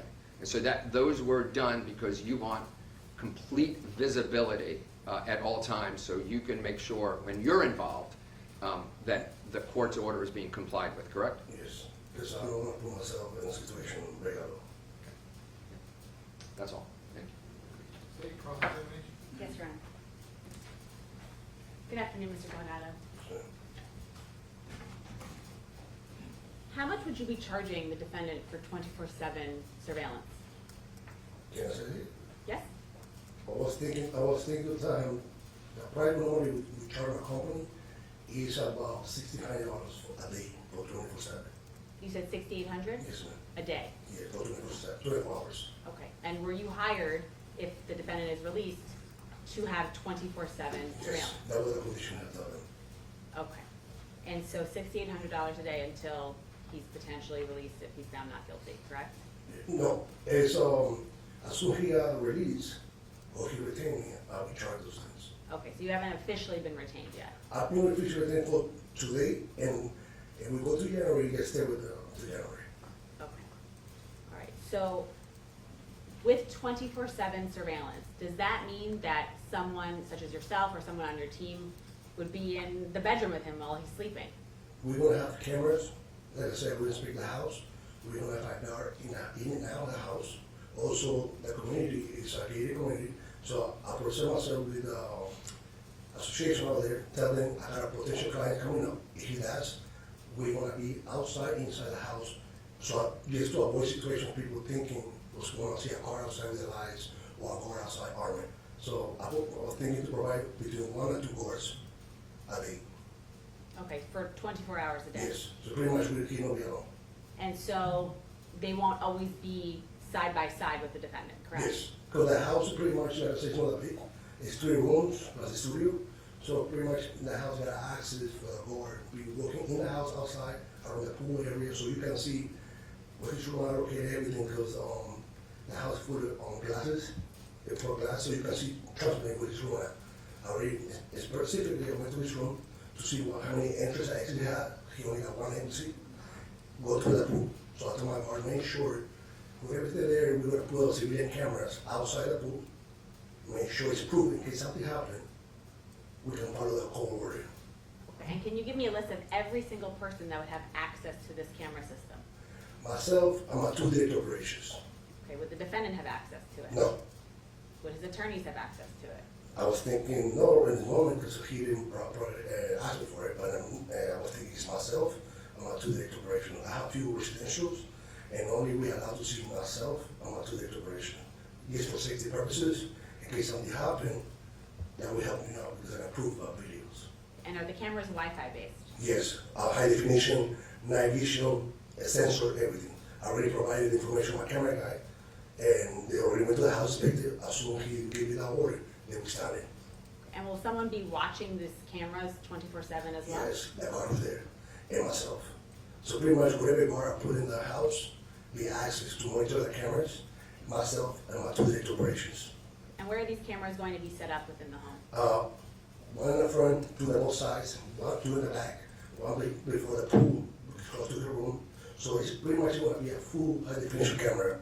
So when normally the guy had to use, when he connect the camera to the house, he put it that way you can see the whole house super clear, How about the bedrooms? everything. Because the thing that bedroom's inside, the only way I can see the bedroom is when they close it, when the curtains.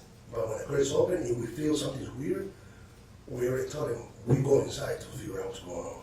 So that's what I'm asking. You're not going to be placing cameras within the bedrooms themselves? I was thinking, no, at least that Corbett requirement, because I don't want to see somebody privacy, you know, in the bathroom, he can be himself, sleeping naked, who knows? So it's a private area, but if you guys require, we do it. There's no problem with that. Like I said, I'm here to follow whatever Corbett sends. Okay. No further questions. Thank you. Based on that, can you redirect? No, Your Honor. So you may start now. Thank very you. much. While he's doing that, defense, when you're ready, you may call your next witness. Your Honor, at this time, we're ready to go into argument on. No additional evidence, witnesses, or testimony on behalf of the defendant. Okay, respond to respectful. State, any additional evidence, witnesses, or testimony from the state? No, Your Honor. Just your argument. Yes. Okay.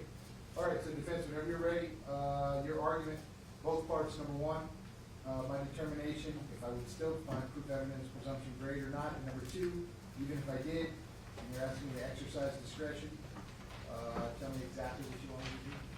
Whenever you're ready, you may proceed.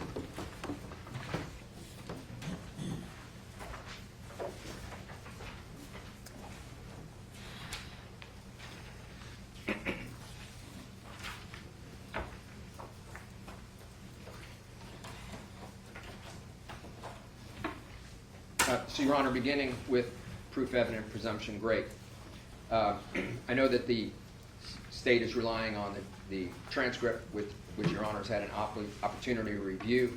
There was a hearing approximately 51 weeks ago.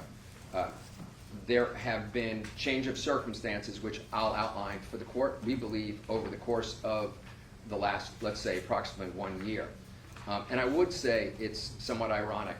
We've heard testimony about our client going into custody in 2019 at 19 years old. The irony is that tomorrow this young man turns 27 years old, and he's been in custody since 19 without ever having been found guilty of a single offense, with one indictment having already been voluntarily non-prosecuted by the state. But we find ourselves here, and I want to address proof evident presumption great. And the first thing I want to talk about is one of the change of circumstances is that Judge Murphy's granting of the motion to suppress has been affirmed by the Court of Appeals. And it's worth noting that not only was it affirmed, but no good faith exception even applied. And the gist of that affirmative finding and the underlying motion to suppress goes to the credibility of Detective Marotti. And we spent a lot of time studying this trial and studying the transcripts, and of course we've had the unique opportunity to see YouTubes of a trial. That's a rarity. And it's fair to say that two things take place. One, as was discussed earlier today, so much of this case was about a hearsay statement by Cortland Henry. But this case was navigated by the field general, that being Detective Marotti. Detective Marotti, who was the subject of the affidavit, was found to, his credibility was called into question in the granting of the motion to suppress and ultimately the Court of Appeals position. And so to us, that's really important because it actually, we know that the court, we're aware of the court having found proof evident presumption great a year ago, but in light of his credibility into being called into question, we are strongly arguing that the court think about the chiseling away of his credibility, the chiseling away of his believability, not to his investigation itself, but just to the issue of credibility, because as the court is well aware, credibility and even impeachment are what generate, through instructions to a jury, etc., what generate reasonable doubt. But for your purposes, what chisel away at proof evident presumption great. And stepping in and looking at this, I think it's essential, and we think it's essential, that the court look again at the issue that involved the July 27th, 2023 interview of Michelle Boutros regarding a statement that took place October 12th, 2022, understanding that the defense team that tried that case, the transcript as reflected that Your Honor reviewed, did not have the benefit of that knowledge. We have studied the examination of particularly Mr. Adelstein, who spent what appeared to be hours and hours cross-examining Detective Marotti without the benefit of understanding and knowing and having been given that information, and we know how that impacted the state attorney's office, but what happened on October 12, 2022. And of course, as the court is well aware, that involves Assistant State Attorney Michelle Boutros, and it doesn't escape me that she was with the Public Integrity Unit at the time. Revisiting that for a second, as the court knows, at the state attorney's office in this building, there was a service of an interview and a search warrant on Jamie King, and at that time, because he was outside of his jurisdiction from the city of Miramar, he needed to have somebody from Broward County Sheriff's Department there. He did not.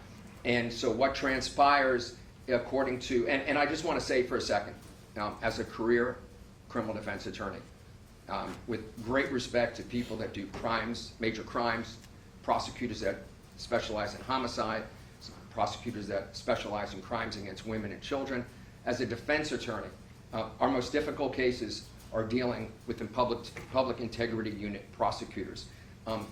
They are what we call sometimes the truth prosecutors, right? They protect the thin blue line between corrupt law enforcement, overly violent law enforcement, and the community. They're the ones that handle corruption, political corruption. They protect the community from corrupt public officials and public employees. Personally, I have been dealing with public integrity unit prosecutors I have incredible respect for, from my representation of law enforcement officers to elected public officials at the highest level. And they consider themselves to be the integrity, the truth prosecutors. So the fact that this involved somebody from a public integrity unit speaks very strongly to the defense on behalf of Mr. Demons. And so to have Ms. Boutros say that she was in a room with the lead detective in this case, Detective Marotti, and the defense tried this case, and Mr. Adelstein do his cross-examinations and not know that she made a statement that in that meeting in 2022, Detective Marotti said to a deputy from Broward County Sheriff's Department, "You need to say you were here when I served the search warrant."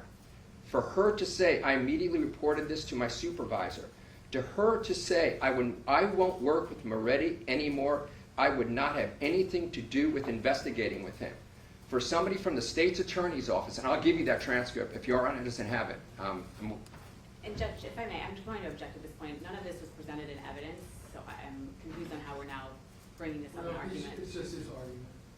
He's talking about the reason that the state attorney tried previous trials not standing. And for her to say, you don't have, thank you, Your Honor, you don't ask another law enforcement officer to lie for you as a joke, and I wouldn't work with him anymore, and the case was given back to the then trial attorney, Christine Bradley.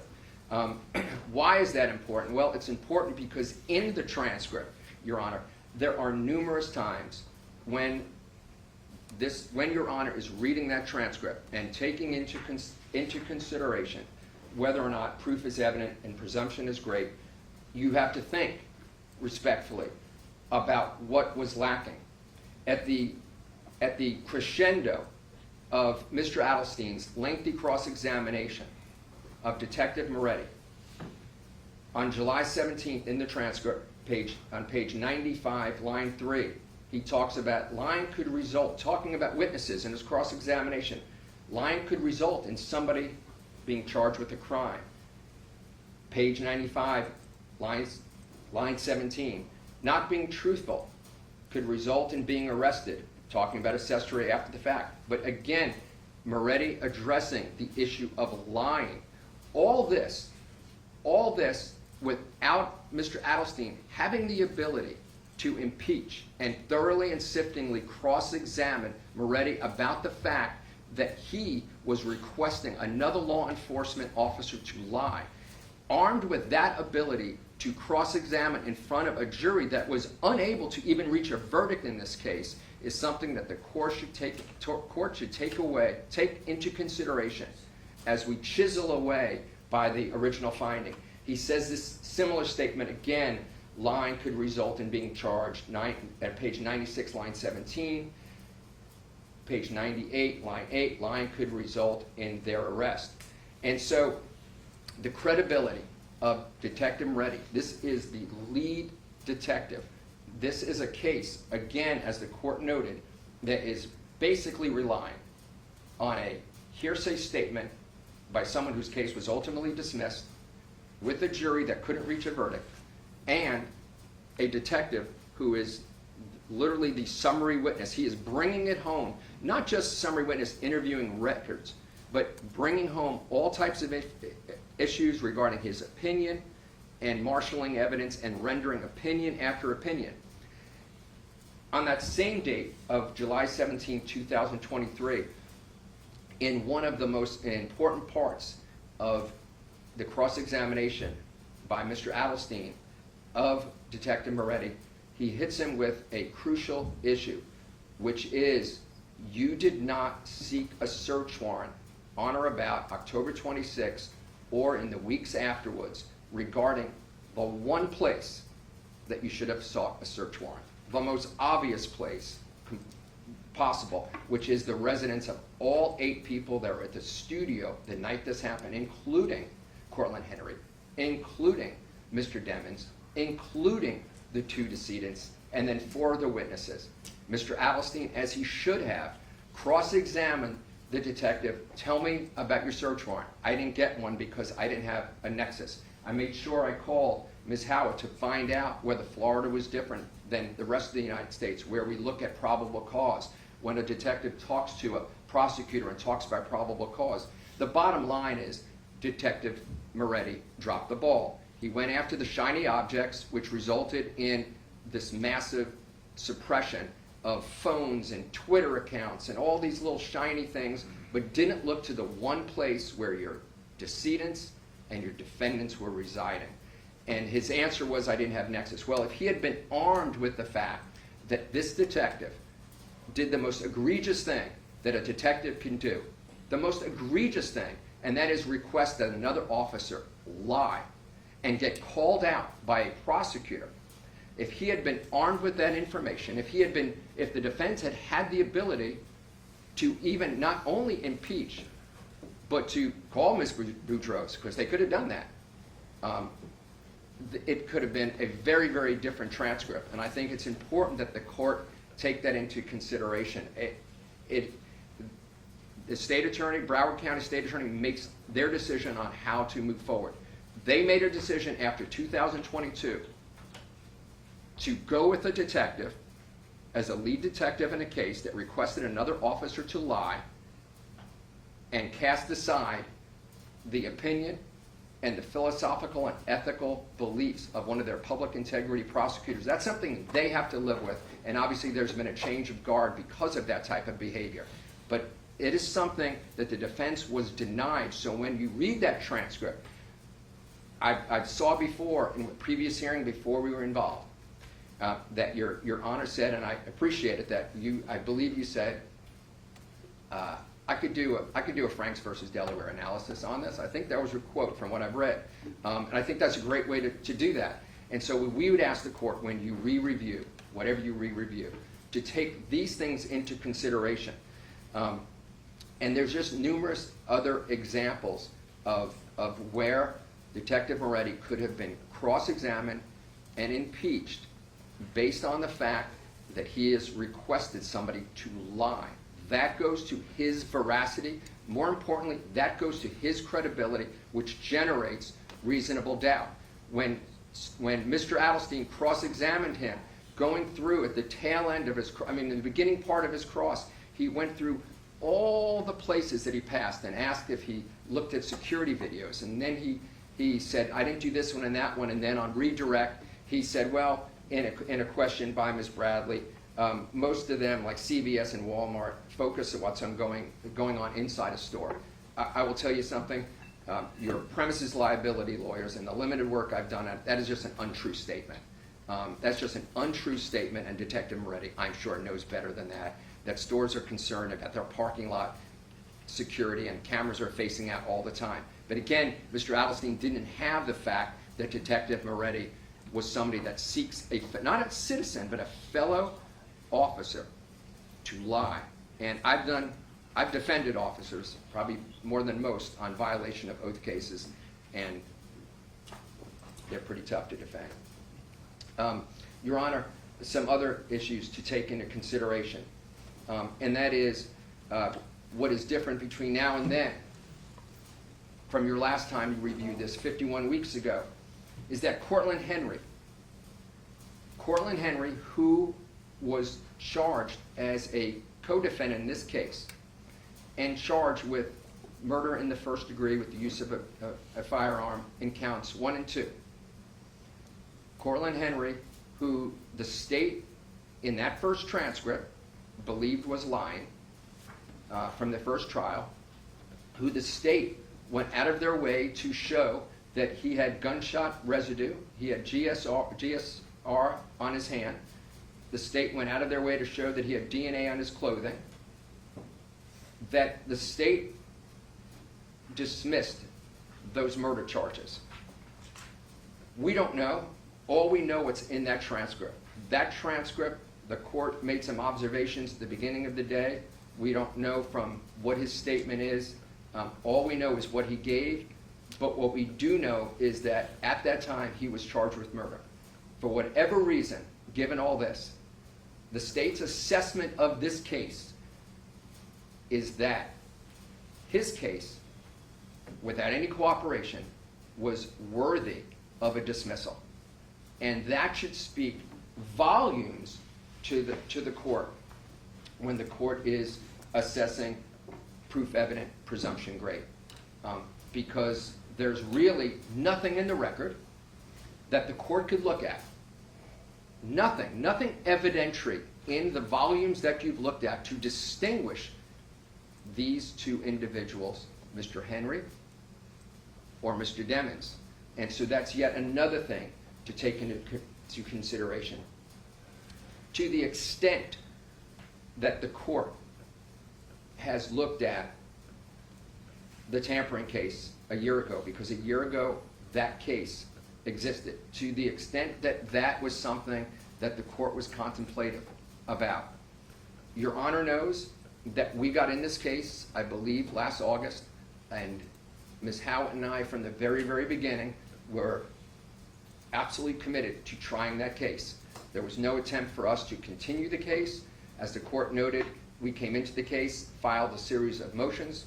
Quite frankly, from a defense perspective, there wasn't a lot done on the case. We really weren't clear which of the attorneys was actually in the case and who were not in the case. But we came in and not wanting to continue anything, trying to handle things with efficiency and promptness, filed our motions, ready to go. We laughed yesterday as we prepped for today about we have text messages and phone calls on Christmas Eve. We were in communication through the holidays. Your Honor was kind enough to have 250 jurors ready. I believe you said you had 250 backup. The day before that trial, the case was dismissed with what we thought was without explanation. And then, of course, as we noted in our motion for bond, in our footnote 1 or 2, the state issued a statement about not wanting to wait for a ruling by the court. That's just unacceptable. And the bottom line is that the state didn't give Mr. Demons the ability to get his not guilty verdict. Because I'll say right now, that would have been a 30-minute not guilty verdict. It would have taken 25 minutes to choose a foreperson and 5 minutes to deliberate, and he's found not guilty in that case. So he was denied that opportunity to get his not guilty. So when we look at the first issue of proof evident presumption grade, and I know these are issues that the court is very aware of, and it's interesting, and Your Honor, I think pro hoc vici is not a right, but it's a privilege, so I appreciate that privilege, and I'm trying to do everything I can to understand, because things are different when you travel around, but some things are not different. So here's what's not different when we use this incredibly high standard in the state of Florida, which is beyond guilt and reasonable doubt, and that is that this is a case that a jury was not able to render a verdict. One, this is a case with no DNA implicating Mr. Demons. Two, this is a case with no fingerprints implicating Mr. Demons. Three, this is a case with no surveillance showing that he had anything to do with being in a vehicle or, more importantly, shooting anybody. Four, this is a case with no eyewitnesses whatsoever. Five, this is a case where we have a detective, the lead detective that ties the bow and brings it home at the end, that is asking another officer to lie. Your Honor, I'm not one of those lawyers that says at night, you know, God, what a crappy profession. I hate it. I love being a lawyer. My history is full. That's how Ms. Howitt and I are friends. We're not friends from trying cases. We never tried a case together. We have both been committed our whole careers to bar associations and teaching young lawyers. That's the foundation of our friendship. So we're both lawyers that are honored to be lawyers and respect the other side.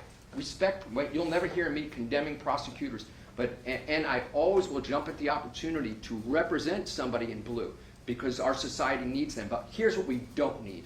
We don't need a lead detective pinned up against a public integrity prosecutor and right in front of her trying to get another officer to lie. That casts doubt on everything that Marotti does, everything that he touches. And I will be the first person to be shocked if he stays lead detective in this case. We've all done cases where somebody, for whatever reason, is removed from a case and a new person comes in and picks up what they did. But hey, if this case goes to trial, bring him on because he's a liar. And so then we have ultimately the motion to suppress that is affirmed by the Court of Appeals, which casts doubt again on his credibility. And so when Your Honor does the proof evident presumption, great. I ask you to take all of these into consideration, and of course what we talked about earlier, and the fact that a co-defendant who, if you read the indictment, is side by side culpability wise, that case is dismissed. And I just would argue to the court that all of those just chisel away at the court's previous finding of a year ago. And so unless the court wants me to do otherwise, I'll hold off on the second part of the argument until after the state goes. You do the whole thing? Okay, thank you. That's everything in proof evidence. Yes, sir. Okay. Yes, sir. And then if I exercise discretion, or if I agree with you and I find the circumstances have changed, I don't find proof evidence presumption great, exactly what you want me to do. Yep, I will. Thank you. Give me 1 second.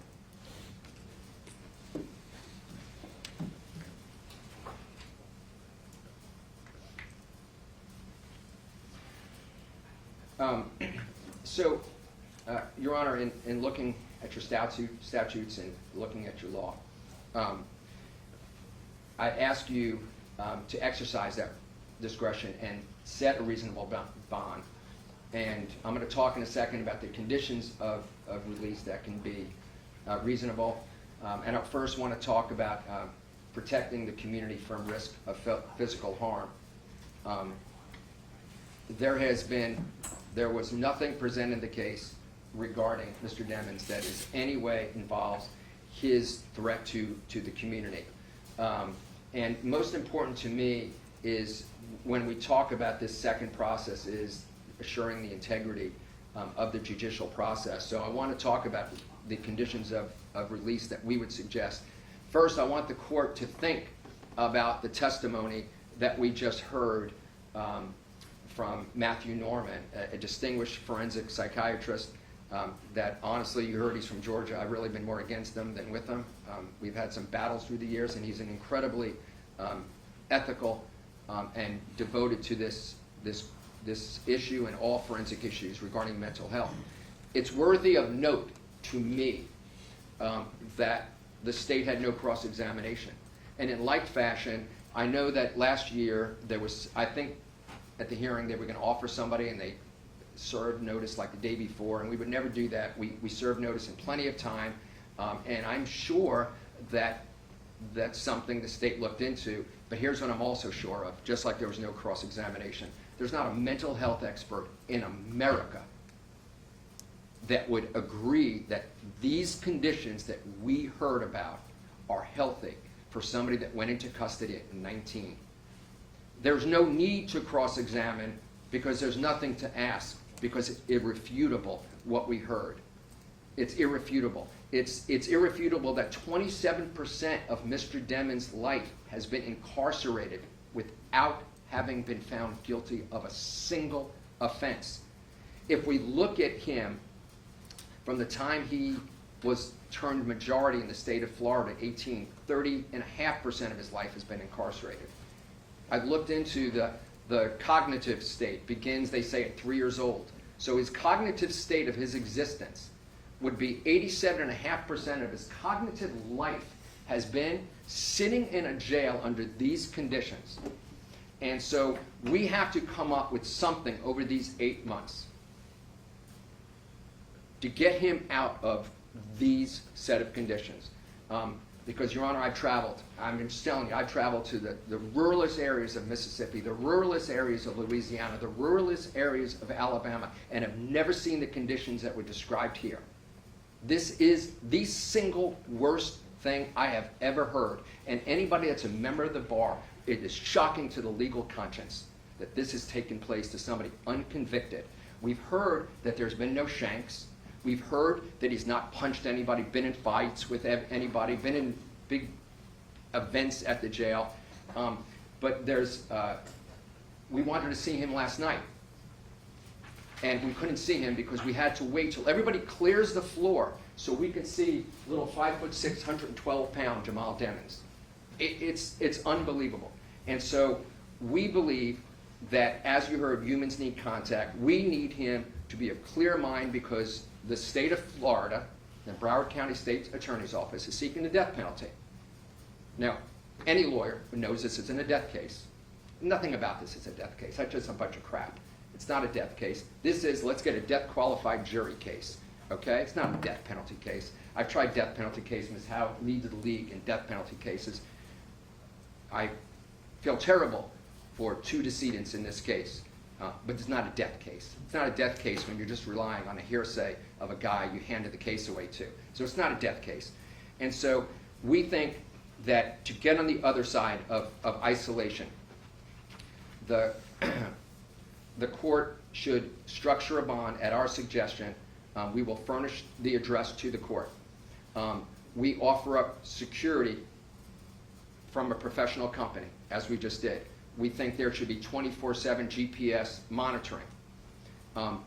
We present to the court a continuum of how we can do the private security. It can either be to and from court, to and from whatever, whenever he leaves, whatever conditions, or the ultimate, which you heard during the cross-examination, if it's 24/7 until now before trial. That's up to the court's discretion. We will meet any obligation that is set forth in a court order. We believe that it should be a condition that, given the history of this case, we've explained to our client there'll be no social media. We're not, Your Honor, I never ask for, I just make it a part of my practice. I don't hit a number. I think that's kind of weird. That's for the court's discretion. The court comes up with the number. And if it's a number, I like to say when I'm in front of judges like yourself, I think bond is aspirational. And because it would be hypocritical of me to just come up with some number. I just think I leave that to the court's discretion. What type of bond the court wants as far as the financial obligation.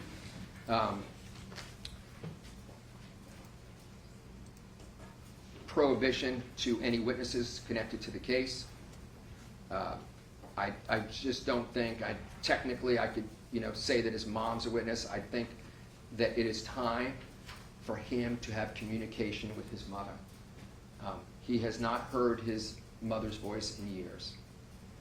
Tomorrow will be, I think, the 3rd or 4th birthday where he's not had a family member say happy birthday.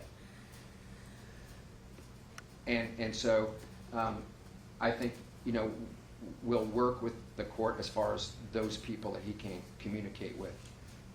But it is time for a bond to be set. If I can just confer with counsel before I conclude, that would be great. Sure. Thank you.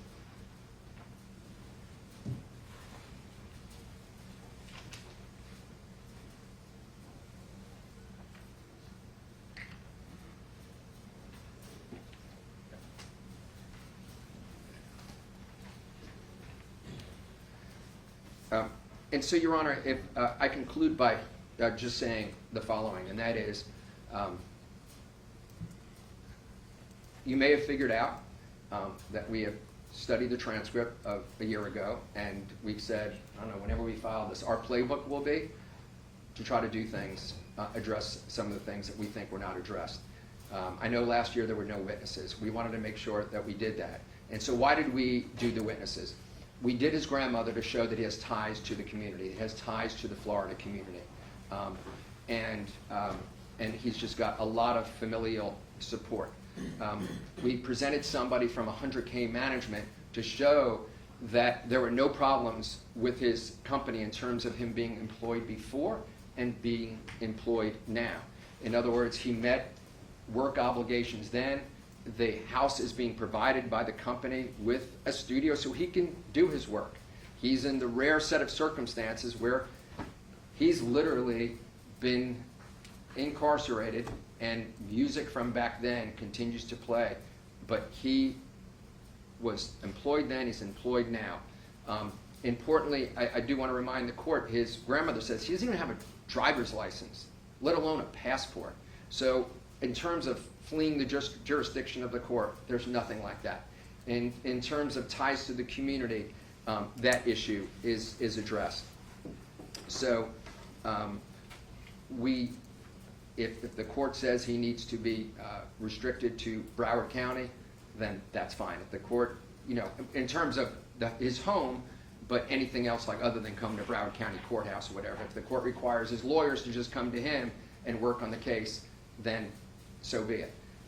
But we think that we have hit on all of those subjects that should be of concern to the court regarding the setting of bond. And just finally, I want to say, this is not, as Dr. Norman said at the tail end of his testimony, just 8 months. 8 months is an enormous amount of time. 8 months is an enormous amount of time when, without having been convicted of a single offense, you've been spending all this time incarcerated. And I'm mindful of what we heard in terms of infractions. But these are infractions of somebody that has been in jail since 19. These are infractions of somebody that has not known, really, adult life. So much of his adult life has been shaped and formed in a county jail. And it is just impossible to judge somebody under that set of circumstances. Any of us that have been teens ourselves or parents, I mean, I sit and think of my kids. What would they be like from great kids from 19 to 27? I can say one thing, they're great lawyers. 2 of them are lawyers, but I can tell you one thing, they would have had more infractions than him because of their desire to grow and develop. He's been denied that opportunity to grow and develop. We can't be confused by the fact that he kind of became a musical person. When all said and done, he still went in as a kid. And now, he's 27. So I think the state of Florida made a bold statement when they dismissed the other case, and they're living with a case that's primarily relying on a hearsay comment of somebody that was worthy of dismissed murder cases, 2 murder cases. So that's where we are, and we'd ask that you set bond in the manner described. Listen, before you sit down, and I'm going to hear the state's position on both of these issues. Yes, sir. I'm going to ask both of these things, 2 questions. You may not agree with me, so I don't have to, but I understand everything you're telling me about Detective Marotti and all the things that we have the benefit of now that Judge Murphy can have the first bond hearing and know what will be available in trial. But the defendant is on the video getting the car, right? No one disputes that. He's getting the car, Mhm. right? With Mr. Henry and Mr. Williams and Mr. Thomas said something else. Number 2, cell phone location on the date of the homicide. If you don't agree with the location of the homicide, the state's going to tell me the cell phone location on October 26, 2018 is at the homicide. And that's still in, right? I mean, those 2 things are still in. They haven't been suppressed, and it has nothing to do with believing anyone's credibility. Those are 2 Well, positive facts. Can I just footnote one thing? Sure. And that is, so we are going to aggressively pursue every issue in this case. I think you could see that a little bit of difference in how we approach things. And so I will say one thing, and that is there was a contrast in the testimony of a special agent from the FBI and the way the cell phone testimony was explained and offered through Detective Marotti. Detective Marotti was way more liberal in his explanation of things and was contradicted that of an FBI agent. And so I'm glad you bring that up because the state went with somebody to contradict an FBI agent with somebody that they knew and the defense didn't know was encouraging another officer to lie. I think that casts doubt on the person that marshaled in that testimony. And so we're going to dispute a lot, and when all said and done, we're not really worried about those limited facts are limited facts that are a mere percentage of everything else that transpired in the case. And that is specifically all the evidentiary issues that were lacking in the case. And I started listening for Your Honor, because those issues are what generate reasonable doubt. You're looking at a standard beyond that. And so you're looking at, and I respect your questions, and I kind of expected that, but it's the kind of issue that causes a jury not to be able to reach a verdict.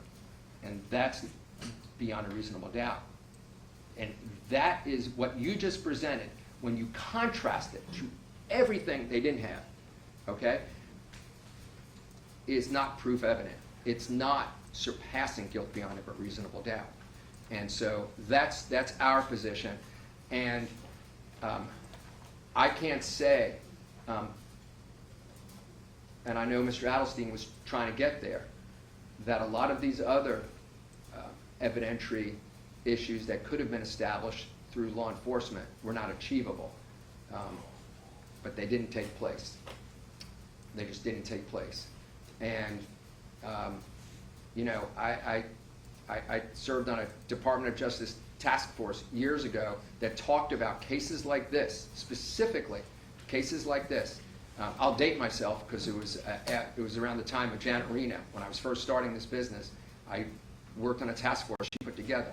And I remember law enforcement saying then, always reach out to organizations like the FBI, just not for cell tower, but for every evidentiary issue. If you're struggling on an evidentiary issue, reach out. That didn't happen in this case. And so this case is devoid of a lot. And that's not our client's problem. That's the problem of folks that are trying to prove a case. And so those people trying to prove that case knew a couple facts that are really important, Your Honor. If you take what you just presented to me, then what about Cortland Henry? Because Cortland Henry got in the car. That's not disputed. He puts himself in the car. And so Cortland Henry's case is gone. Gone. And so it's disingenuous for the state of Florida to say, hey, we think his case should go in the waste paper basket and give him 10 years with 6 years probation afterwards. But hold on to Mr. Demons.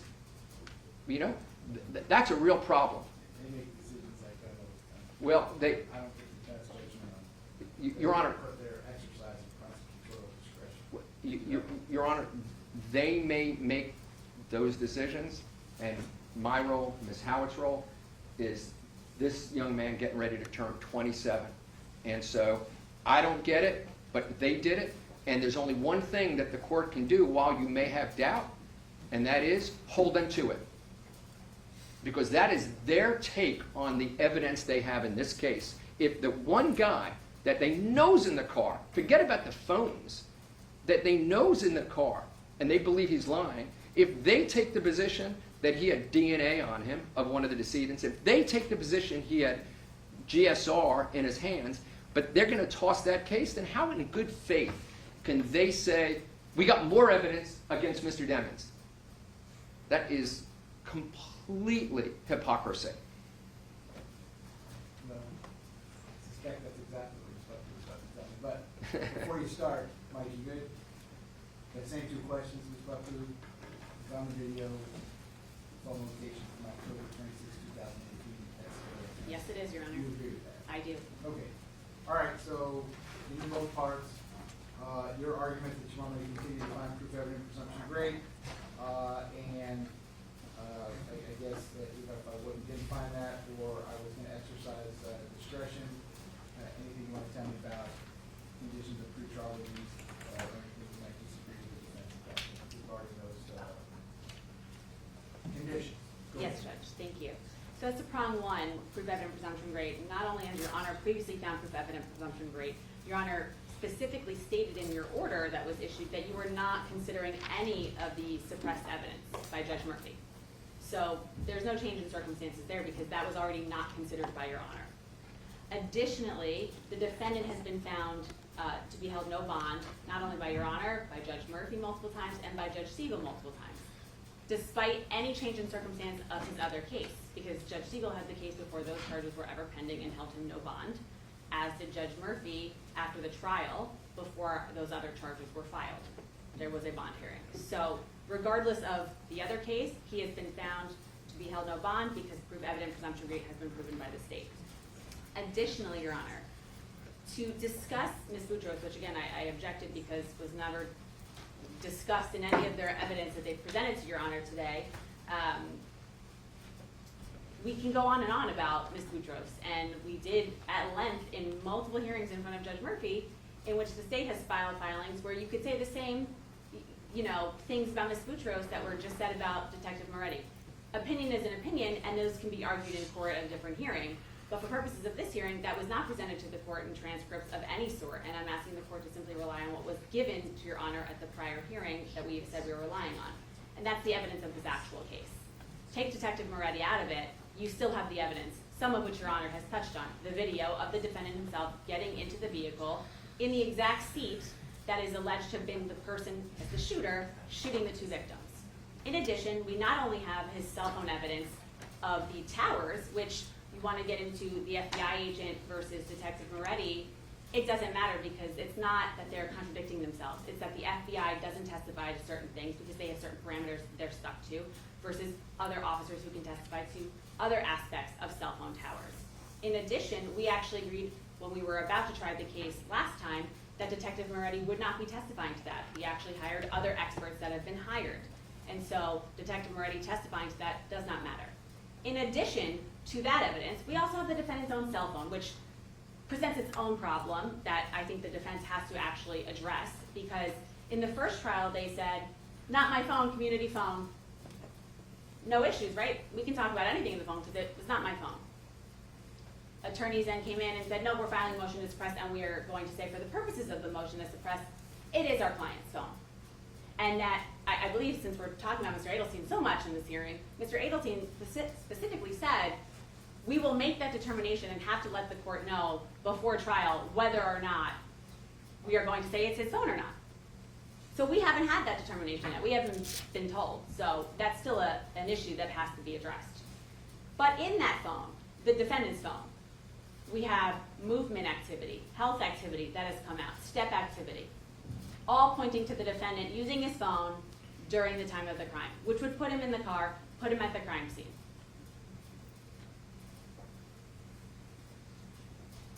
Discussing Cortland Henry's dismissal, it shouldn't speak volumes because, as Your Honor notated, decisions like that are made all the time for strategic purposes or whatever it may be, but it does not matter.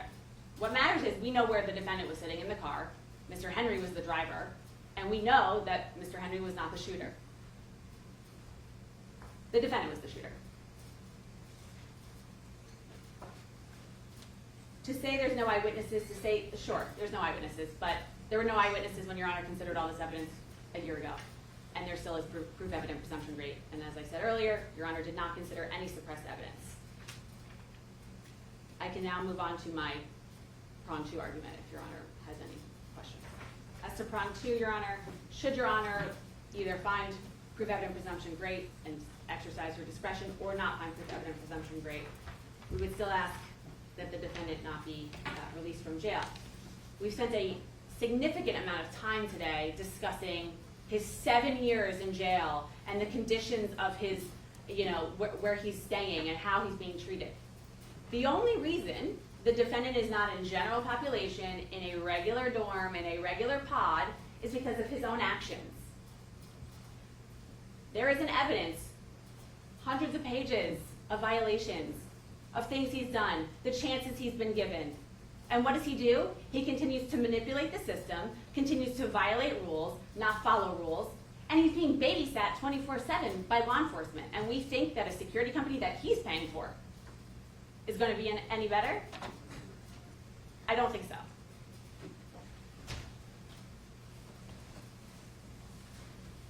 The defendant, as recently as January of this year, was found to be in possession of cell phone chargers, was shown on the internet to be FaceTiming some woman in violation of the rules, and that deputy was, in fact, arrested for giving him that phone. Hearing from his grandma about the letters that she's written that were returned. He gets letters. We see the mail. It comes through. He gets it. He sends it out. So that I don't know why her letters are not getting returned. And I already addressed the former testimony of the FBI agent versus Detective Marotti. And as Your Honor indicated, we have the defendant getting in the car, the cell phone location, all that evidence points to the fact that he was there. And so his inability to follow the rules and regulations while in jail, where there's some of the strictest rules and regulations.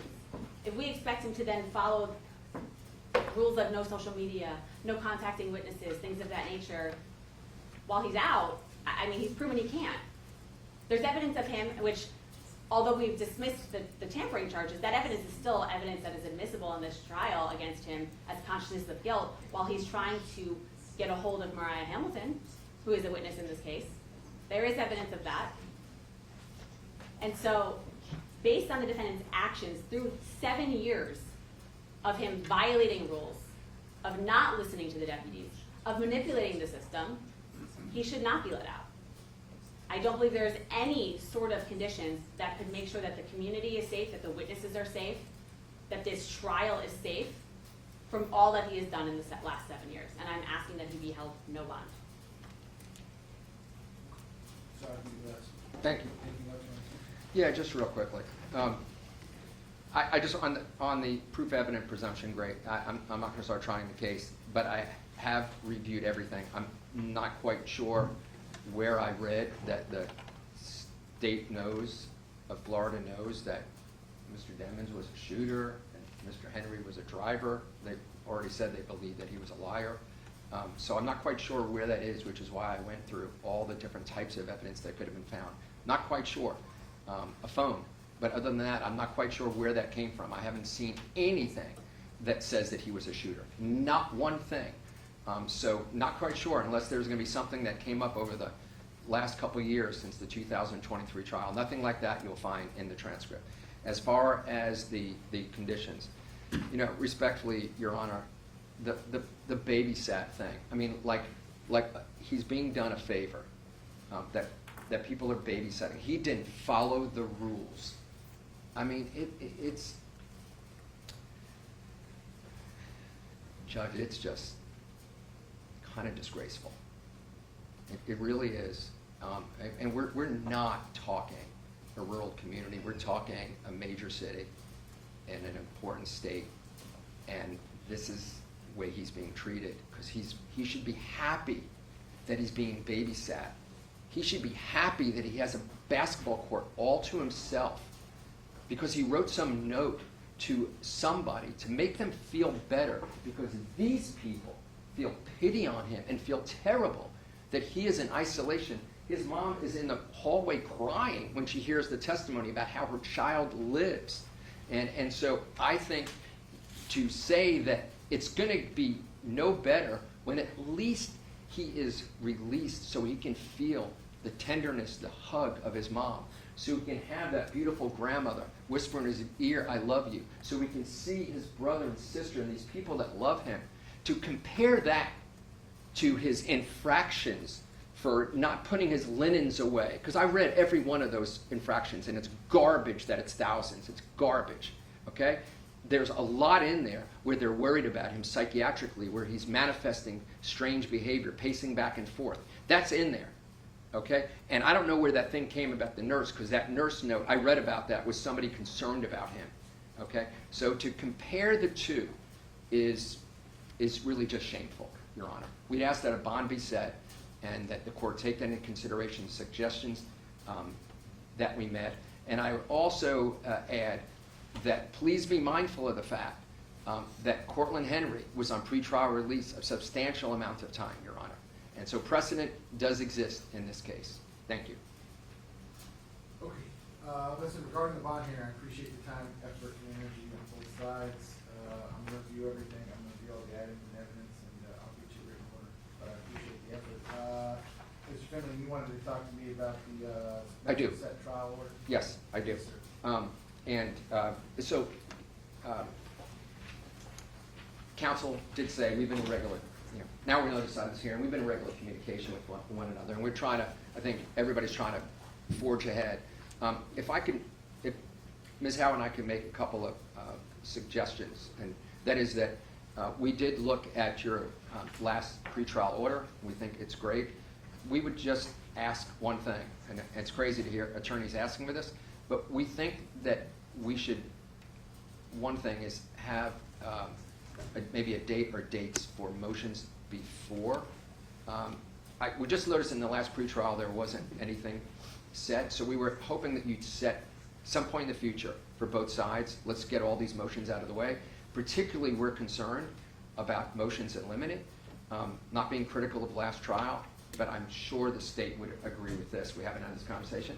There was just so many 3-hour breaks that probably could have been resolved through motions in limine. And we're willing to live with that obligation so we can try a case that doesn't stop at 1:30 and then you got to let the jurors go at 4:15 because the lawyers are all still talking. So we would ask that be incorporated into the pretrial order we anticipate coming from Your Honor.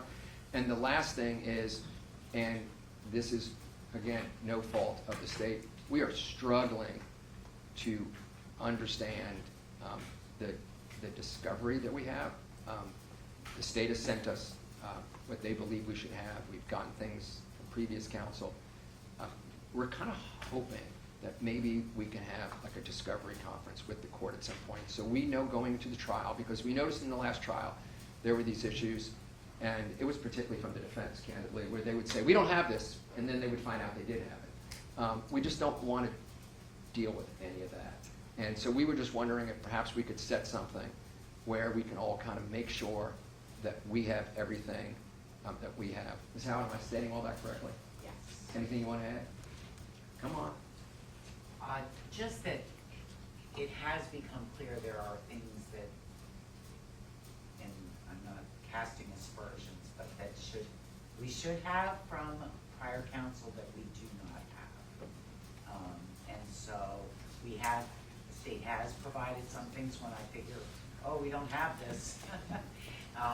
But I am concerned we're gonna go in and it was provided to prior counsel and we won't have it. So I think that's really our concern. Well, I mean, listen, as far as pretrial motions, I set all my hearings myself. It's a luxury that I have of being assigned to this division, but all you have to do is file it, and whatever you file, and then similar to these, I'll bring everybody in on status. You can appear on Zoom or in person, and I'll give you a hearing date. That's fine. I can control my own schedule. It's not a problem. I'm booked out with murder trials right now to the end of 2027, and it's about to be to the end of 2028. We're about to do another round of that, which I'm happy to do. I think I got the best assignment to do. But as far as the discovery conference, I'm kind of leaning toward leaving that to the lawyer. I mean, if I can't get homicide prosecutors and homicide defense lawyers to talk to each other and figure out what the evidence is, I don't know if that's my job. And I can assure you, I'm not going to have a jury sitting in the back for 3 hours for anything, because I could give you all the sites in the world. I don't prejudge anything, but when those situations have come up in the past, I've determined that whatever side says that whether it's the state or the defense, that you've waived that at this point. This gentleman's been in jail 2,638 days today, and that's judiciary's fault. That's the judiciary's fault, but I'm fixing that. This trial should have happened last September, but the appellate court told me to stop. The defense came and asked me to continue, I said no. The state asked me to continue, I said no. The appellate court told me to stop. I have to do what they say. And then they changed nothing. So this trial should have already taken place. It's done. And when we arrived at the special set trial date, starting on January 6, 2027, this trial is going to go forward. Part of the special set trial order that I've already entered is that both parties are to make available for inspection by opposing counsel all trial exhibits to be used at the trial. So if you think that's not happening and you all can't work that amongst yourselves, I guess you can use the online scheduling system. You can file a motion to compel. I'm going to be hearing. I don't know what else to say. The way I used to do it with Judge Coleman, who was a homicide prosecutor when I defended these cases, and Judge Holden, who was a homicide prosecutor when I defended these cases. Judge Rebus, who was a homicide prosecutor when I defended these cases. If I needed something, I'd call them on the phone and they'd say, come and get it. So I'm going to leave that to you all. Judge, can I just ask a question, Sure. and this maybe is appropriate for the state. Is the evidence with the clerk or was it returned to the state? It's returned to me, so I have Okay. it. And as Your Honor knows, we routinely do what Your Honor is saying of defense attorneys call us up, come look at everything. If the police department are with us, it's I to mean, us. we used to actually arrange a time and go to the police department or the storage facility or wherever it was, and put it all on tables and look at it. That's what you used to. That's what I have Yeah. always done. But I have great confidence that all of you all will be able to figure that out. If you can't, file a motion to compel, and you can set it for hearing on any day available on the electronic scheduling system. You don't even have to coordinate with the other side, and I'll give you a hearing on it. But as far as evidentiary motions, or if there's going to be capital motions, or whatever the case may be, just file them. Send a courtesy copy to my office. My JO will reach out immediately, schedule a status date, and at that status date, similarly to what brought us here today, I will set a date time that's convenient for all parties and give you as much hearing time as you need. All that can be resolved prior to the trial. That would be fine. Judge, can I add one more thing? Sure. And that is, from my review of everything, there are some motions that were filed but not heard by the state. And so I would like to know whether they're still going forward on those motions. They've yet to be set for hearing, and we're setting hearings. So that's where I'm sort of They lost tell on me if those. there's something they want me to hear said, I guess I'll do it. And do we assume if it has not been set for hearing, or it doesn't get set for hearing, we're not going forward on it? No, I had asked you last time if I could set them, and you said you needed time to get caught up, so that's why we have not said anything. Okay, so we're caught up and ready to set hearings. Okay, but listen, I will make myself available. Great. We're gonna give you as much hearing time as you need. This gentleman's case is gonna go forward. Okay? Thank you, Your Honor. Thank you for the time. Anything else I can do for you this afternoon regarding Mr. Demons today? No, we're good. Thank you, sir. State, anything else I can do for you regarding Mr. Demons? No, Your Honor, thank you. All right, Ms. Wilcox, is that otherwise concludes the recess fee? Okay, so the next fee is otherwise going to be in recess until tomorrow, which is Friday, May 1st at 8:45 a.m. Hope y'all have a good rest of your evening. All right.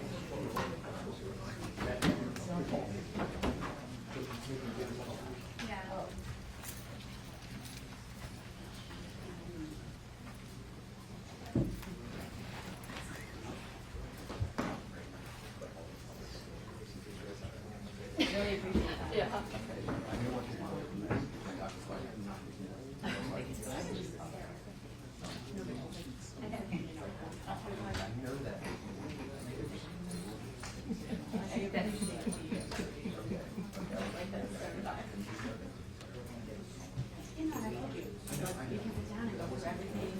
No, I know.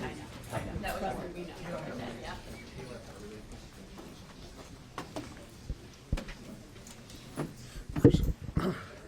Just grab that.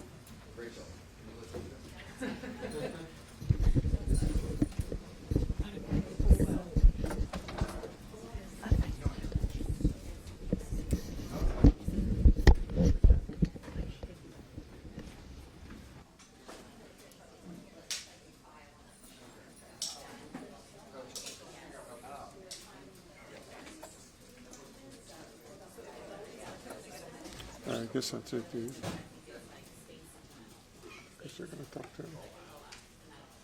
They're gonna talk to him at the table, so I'm not gonna rule on that. Okay.